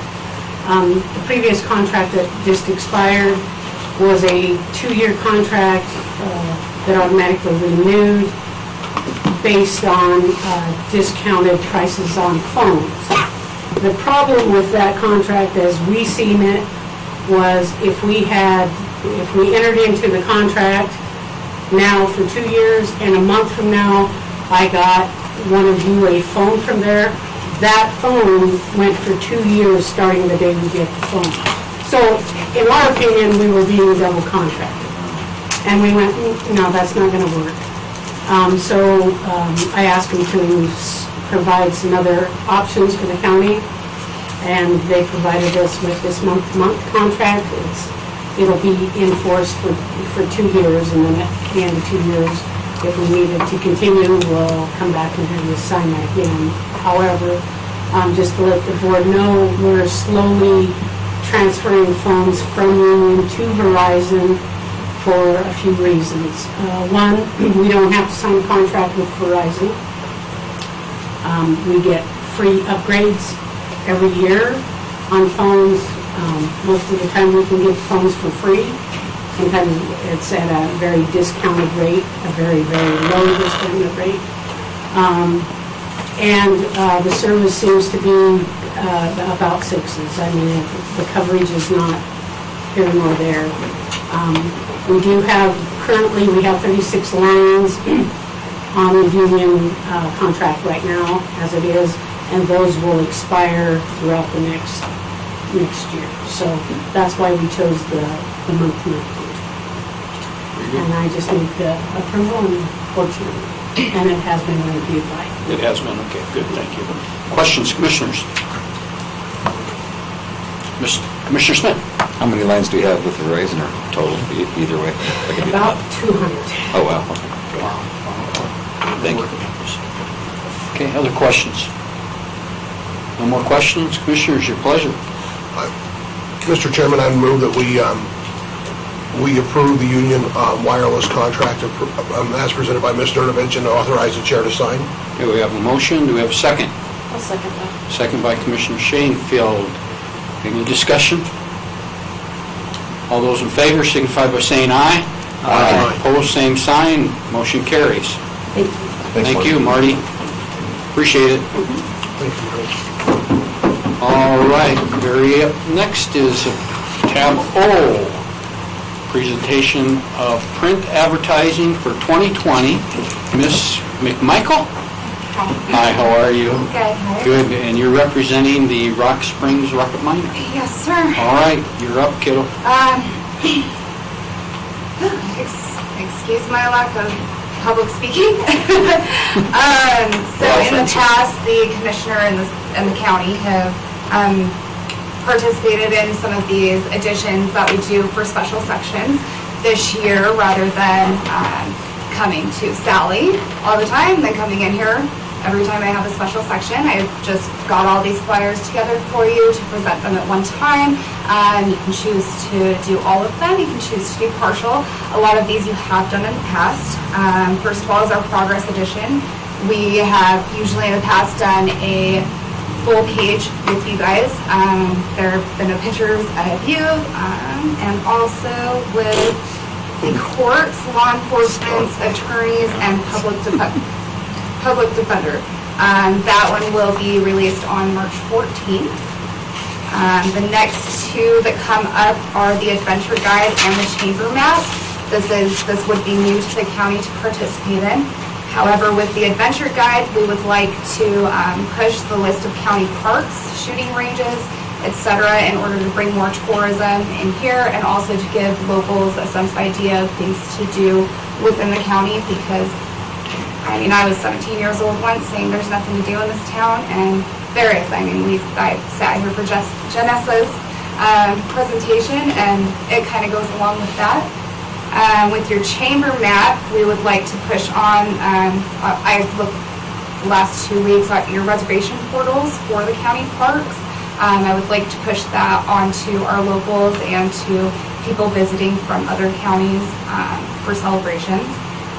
With the fair guide, you guys have done that before with the sheriff's office, pushing a don't drink and drive kind of campaign advertisement. With the fair scrapbook, the commissioners before have pushed on the community, advertised to enjoy Wyoming's big show. The election guide, individually, I would like you guys to participate in that. However, with the commissioners, I would also like you to participate in that, just thanking our county and our communities for their support. And finally, the Veterans Edition is the last thing that I think we did together for our special sections this last year. just thanking our veterans. And that date is undetermined as of now. However, it'll be the Saturday before, it's the Saturday before Veterans Day. Thank you. So yes. Commissioners, questions? Go ahead, Commissioner Johnson. Just one page, you've got your fee schedule. Are we committing to any particular charge at this point in time? At this point in time, if you could, I would appreciate that. However, if you would like Sally to communicate that with me about what sizing and what you would like to be paying, that is also available. And Sally and I talk all the time, so whichever you prefer. My view of that is that we should look at it on each case-by-case basis and make that determination as to, at that point in time, not necessarily Sally making that decision. Yeah, I'm yeah, not saying just that. communicating to you guys through We her. will make that decision. Yes. Okay. Commissioner Shankland. In conjunction with what Commissioner Johnson just shared, I would like to see what has been done in the past for specifics. If you can give some examples, I don't know if you have them or if you want to give them to Sally to distribute to us so that we can look at, what's been done in the past and I have one for each of you, if you don't mind me approaching the bench. Nope. Great. Thank you. You're the only ones that were asked. Yeah.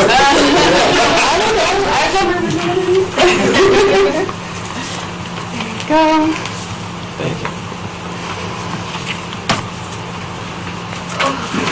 I have two progress reports. You guys did not participate in that in 2019, however you did in 2017 and 2018.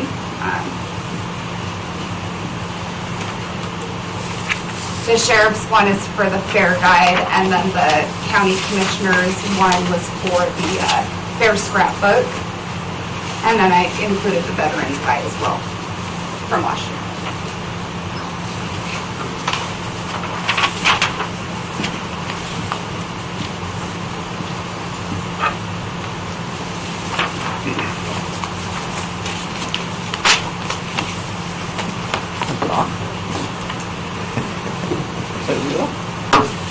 And I do have the latest picture of you from this last year in the Veterans Guide.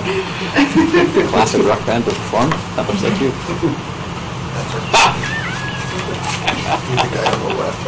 We have archives and archives of these going back years if you guys want me to print you out some more. Other questions? Go ahead, Mr. Shankland. when is the progress edition? Because that's the first one up. Yes, the progress edition will be March 14th. That will be government and healthcare.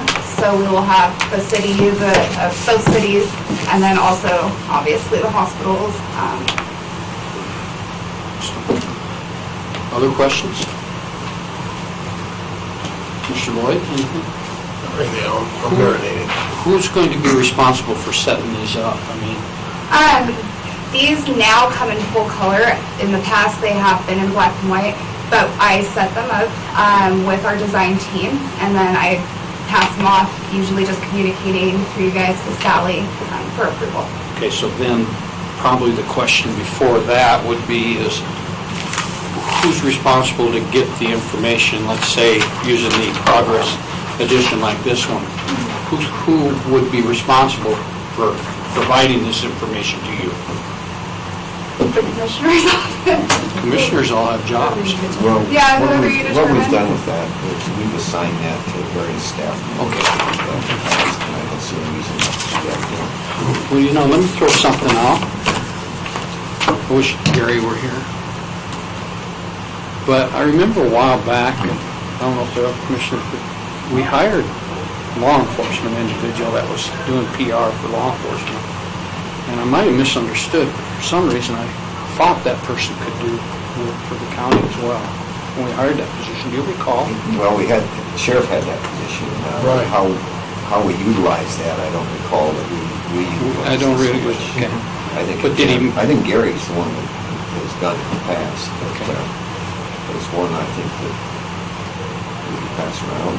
If somebody here wants to do it, I'm sure we can do it. Sure. if any of you have any talent. I think we need to know moving into it, it might be one of us having to pick it up or finding a staff person to do it. I mean, it's not going to get done by itself. Most of the stuff on the Progress Edition that I found is all stuff that we can always find on the website as well, just sending it back to you and double checking with facts. All right. Very good. Commissioners? I think we probably need to, if we want to do the Progress Edition, we probably should roll on that today. I would appreciate that. So last year, was this half page? No, that was a full page. Full page, and it had a story underneath it. Here's what I remember this for I just wanted to Progress give you the second Okay, one. no, that's fine. Last year you didn't participate. These ones are from 2017. Yeah, we didn't. What is the cost? Because it says normal rate supply, 25% discount for all. So for the full page, it is $800. With the editorial, that would be an addition. However, you wouldn't need that because this full page is a full article, basically. Are you sure that cost again? 800. And that was without the editorial, or? That's just included in everything. So this would basically be $800, just that finished. Yes, in full color.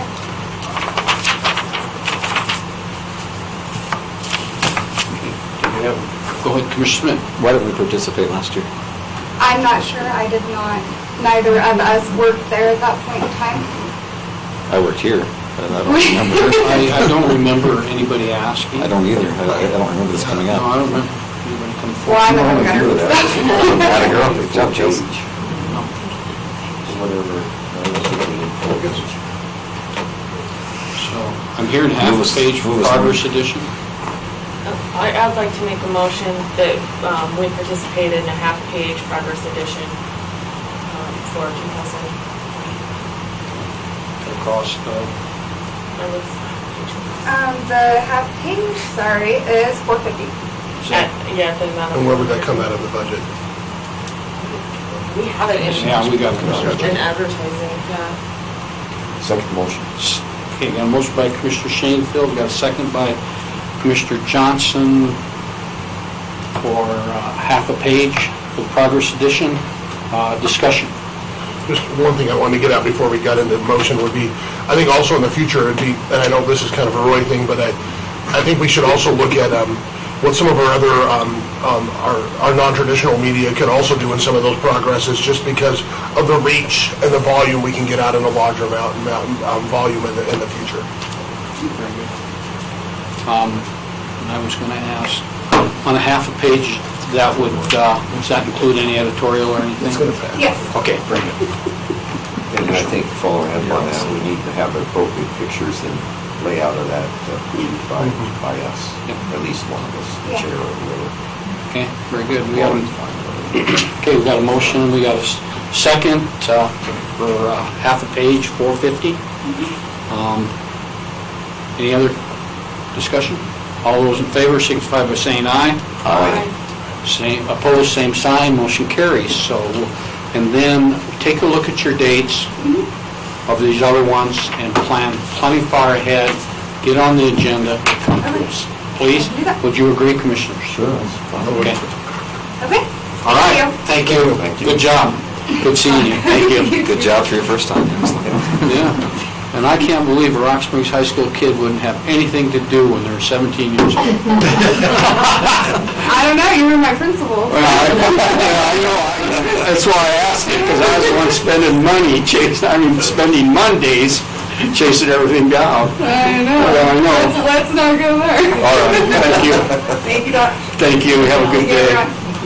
Okay, and then coming up next is the budget and audit schedule discussion with Ms. Berry. Thank you. Thanks for being here again. Thank you for having me again. Good morning, still morning, Chairman and Commissioners. So we have to discuss the budget schedule. So I've put together a tentative budget schedule for this year, for this one coming up, for the fiscal year 2021 budget.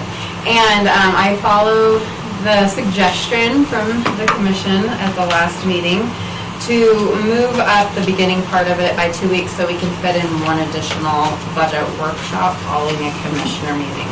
So this is what the schedule looks like, moving everything up 2 weeks up to the date of our budget workshop. So I would just like your input. If you would like me to make any changes, please let me know. Commissioners, chance to look at the schedule, any changes? Huh? Looks great.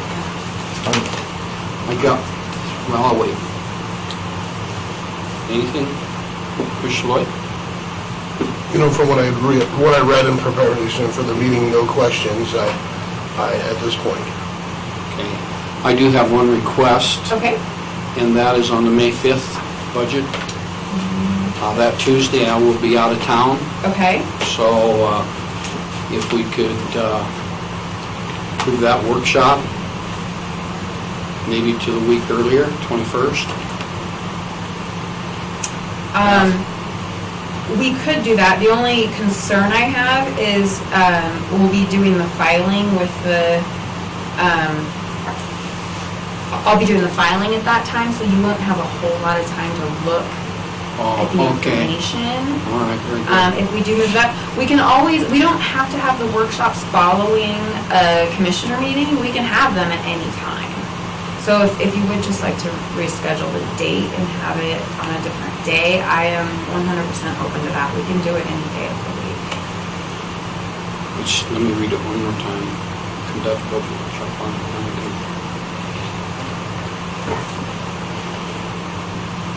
They have historically been following commissioner meetings just because you're here. Yeah, they have So it been. seems to be a Just little at more that one. convenient. I'm here every day though, so really any day works for me. Conduct budget. Isn't May 19th very similar?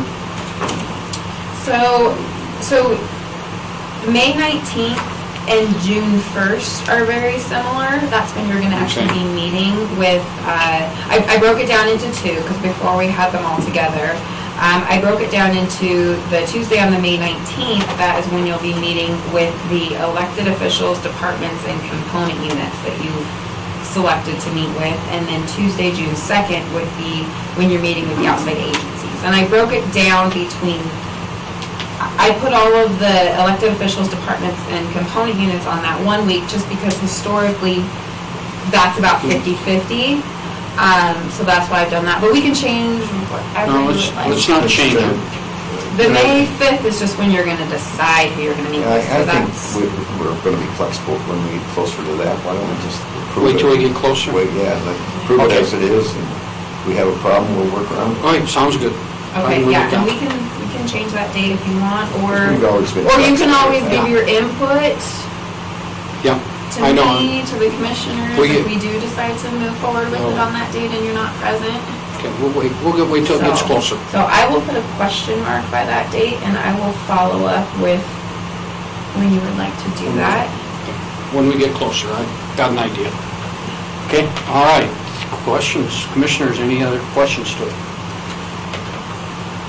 Do you want a motion to approve this? We don't need a motion, it was just a discussion. So what I understand is we're gonna move forward with it as presented. However, Tuesday, May 5th could change. Sounds good. I think so. Okay, all right, I have made a note of that. The next is the funding request form. This is just the prior year's form with the dates changed. So if you would like to make any changes to it at all based on what you were provided last year, if there's any additional information you want to see, I can add it to the form. If there's anything in there that you didn't think was very useful, we can take it out. We can modify this form however you want. It's just information that's collected from the component units and outside agencies provided to you. So it's whatever information you would like to see to better make those budget decisions. So this can be a working document. It's a compilation of previous commissioners' input on what they wanted to see from the budget, so we can change this however you want. Question. Yes. Go ahead. Does this meet is this okay by you? Because you're the one that has to put this together for us and answer all the questions. Yes, it's fine by me, but I'm open to changes as well. I'm open to whatever you want to see. I'm just the means of presenting the information to you. I'm not a decision maker. I So, understand that, but however, does it still meet your criteria Yes. for the information? yes.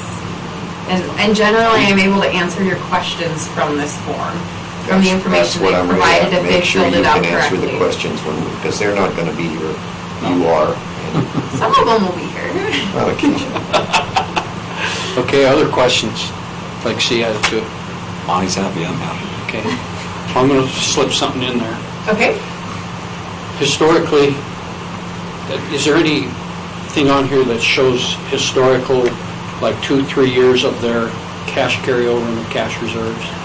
No, there isn't anything that shows historical cash carryover, cash reserves. The only historical information would be in the revenues and expenditures.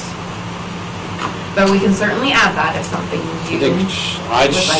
Something that's of interest to me that it's really, in the past years, Okay, so, and that's on that last page. right? yes, it is on the last page. So how would you like it to be changed? Would you would you like the, like F&G, long-term reserves, operating cash flow to show multiple years, or just days cash on hand? Or I know that's what you were referencing, but what specifically? Yeah, I think cash on hand is a reserves, right? The cash on hand, so there's 2 lines on here that make up their cash on hand. So it's long-term reserves and operating cash flow. So those 2 numbers together are their cash on hand. So then you have the days cash on hand, which is calculated with the formula right there. Just take those 2 and... So all of it, long-term reserves, operating cash flow, because those numbers, they provide those numbers to me. Those numbers are estimates because that's what they're anticipating at June 30th. So if I were to compile something for you for previous years, it's not going to be 100% accurate. It's going to be their estimates. So if they were to provide that for historical years, it would actually be actuals. So Yeah, we can't they'd be do able to that. show actuals for the first 2 years and Then this one would be an estimate. estimate. Yeah, I think that's So, appropriate. and you want the days cash on hand formula as well, or just I the think so, long-term yes, reserves? yes. Okay, so all Yes. 3 of All those 3 of them. for Please. The last, so this coming fiscal year and then the previous 2, is Yep. that what you want? Yes, Okay, so I for think 3 previous years, is there a certain way you want that formatted, or do you want me just to come up with a format? Come up with a that- format. Okay. Because you're the one that's got to work with it as well. All right, I will change that. Are there any other changes? Go ahead, Commissioner Shanefield. Under revenues, it has the description, and then obviously Sweetwater County funding is listed first. How often are we getting these without additional revenue in there? I want to make sure that we know what other funds they're getting, whether it's from fees-based services or state or federal grants, other things like that. And as I remember, it wasn't, not all agencies were doing that. Some were, but not all. You mean filling it out or getting the funding? Filling it out. Not all agencies are filling that out. Can you please put a note in under revenues to include all revenues, anticipated revenues for the upcoming fiscal year from any other source as well? Do you want me to include that in the form, or do you want me to send it like in the email that I just please fill this out? Probably or- both. Okay. All right.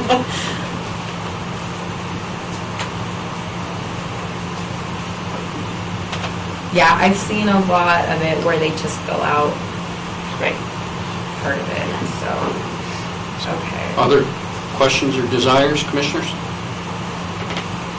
I'll throw one more in there.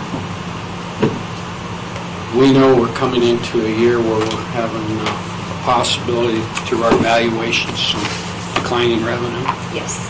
I think I'd like to ask the Commission what their thoughts are of when Bonnie sends out her paperwork, that we basically initiate that the budgets are not to increase or something along that line, you know. That's something I can only speak for myself. That's the main question I asked them. How does this compare to what you did last year? And if it's gone up, why did it go up?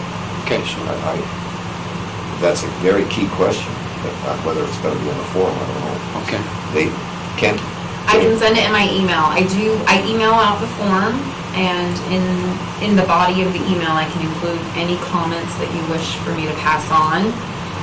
So that's something I can do. So the form is, I send the form out to everyone who sent in a form last year. I emailed out the form to them when it's complete, and then the form is also available on our website.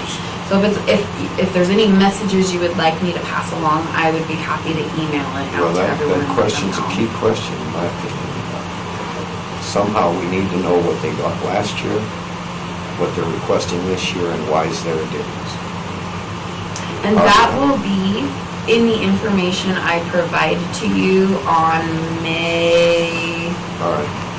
5th, because that's when we'll conduct the budget workshop. It'll show the That's fine. historical. It's better you do it anyway, because We're gonna get have more a number of, confidence, and you don't have to care price. Honest answer.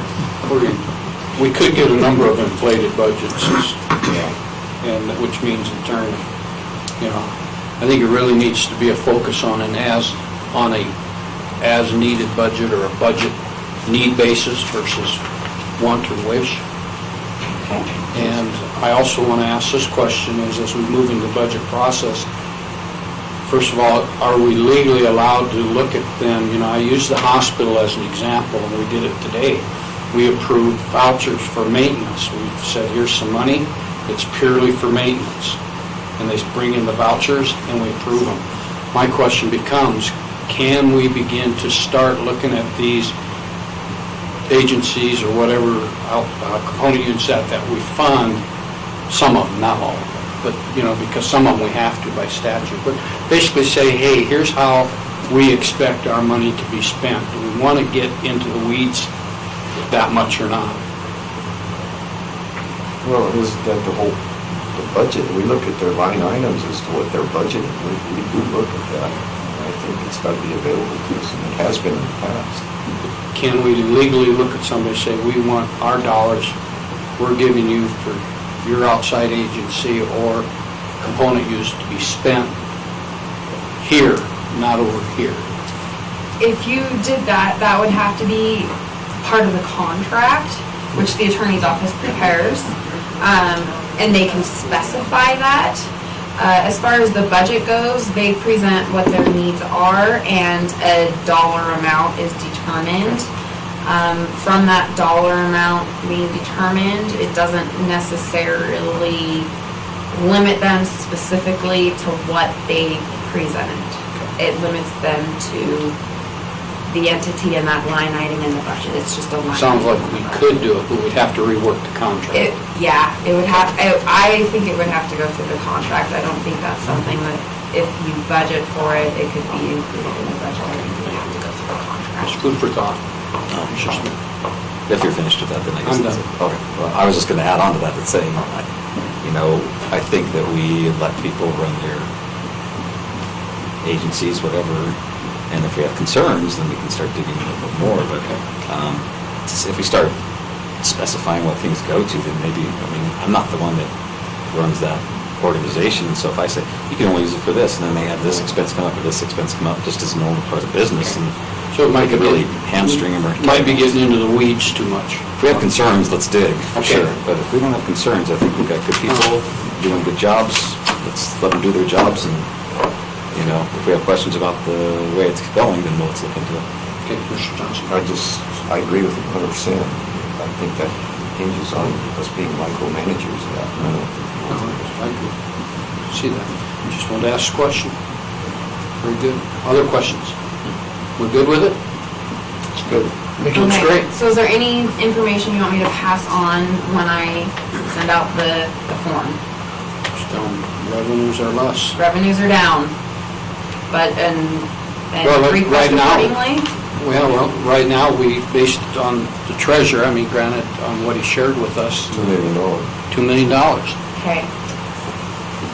And we know where gas and oil's heading. We've heard that this last week, and we also know where coal's heading. We heard that this last week. We know where uranium is at, but I guess the upside is we also know where tronium's heading. But yet it's tight. based on what you're hearing. So, I mean, sales tax. We've got to have more sales tax dollars. Tell them to buy more stuff. Huh? Goes buy more stuff. Yeah, buy more stuff. Okay. You can buy more stuff. Exactly. We don't have to make a motion on it, do we? No. Okay, very good. All right, next is the audit schedule. This is very similar to how it's been in the last several years. This doesn't take effect until July. Obviously, we don't start the audit until the fiscal year is over.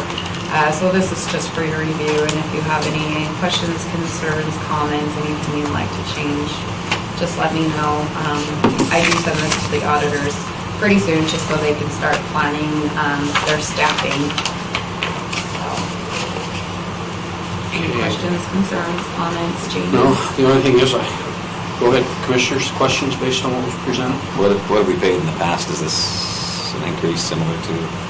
This is just the schedule. We'll get into that next, the next item. Am I on ahead the of you? I'm agenda. sorry. I apologize. This is just the schedule right now, so. Question on the schedule. Contract, my bad. Okay, All right, everyone's very okay good. with that? Yep. All right. That's all I have for that agenda item. I All have right. another agenda. Got another one, yes, it's audit contract extension. Okay. You're up. I included in the packet the letter that I received from Amber, the partner in charge of our audit.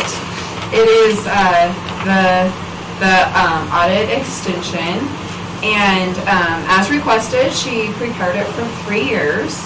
The amounts are for the 2020 audit, it'll be $82,500, for 2021, $85,000, and for 2022, it'll be $87,500. And she did also include that if the county does issue revenue lease bonds, it will be up to an additional $2,000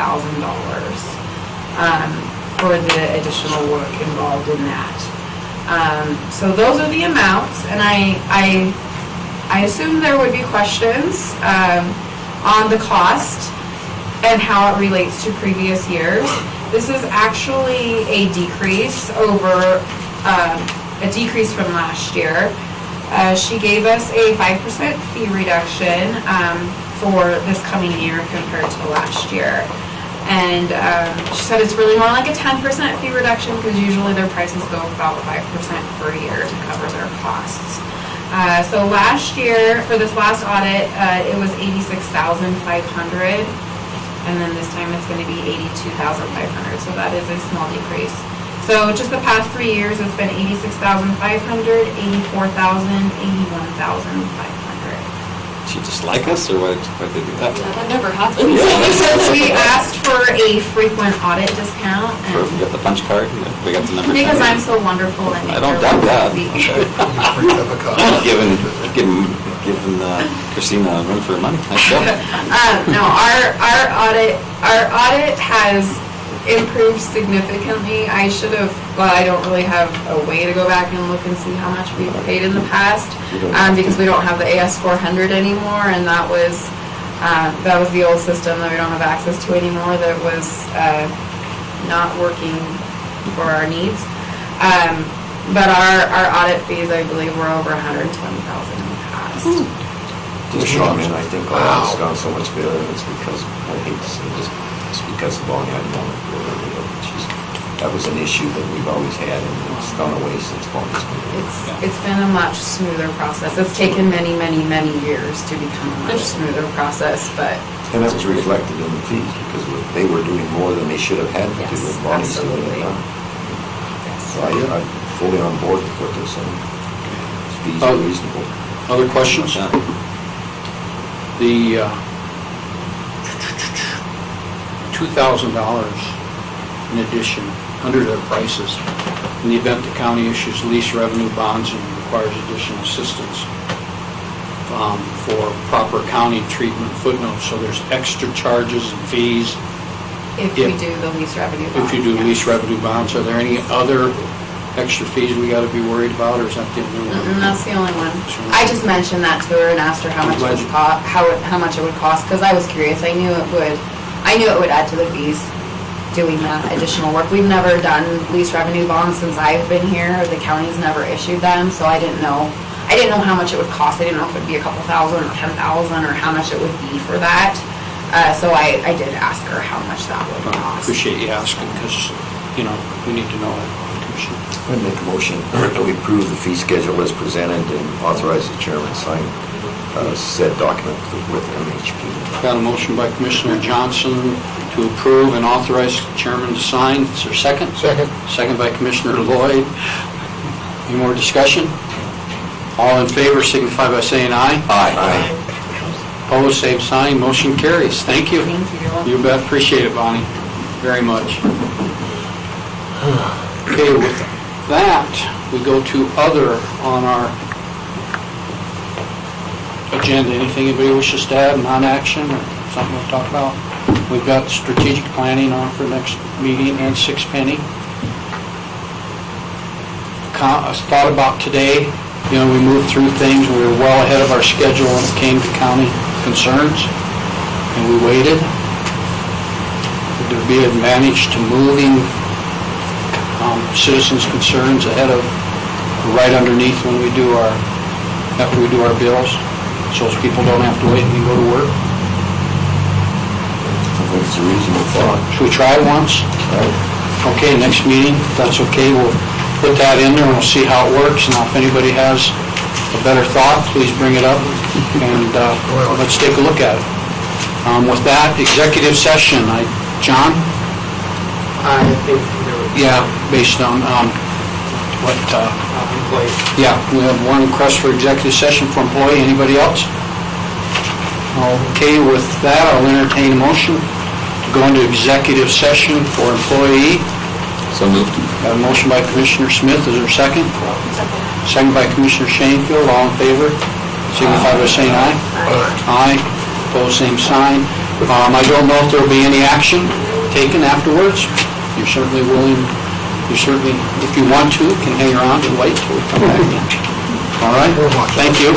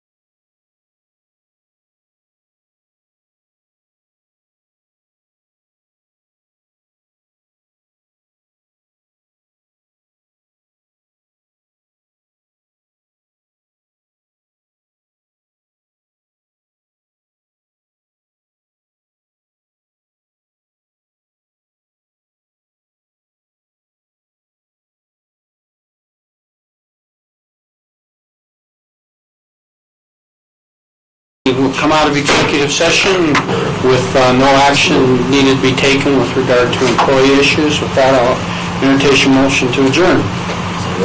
Got a motion, we're adjourned. Thank you. No, thank you.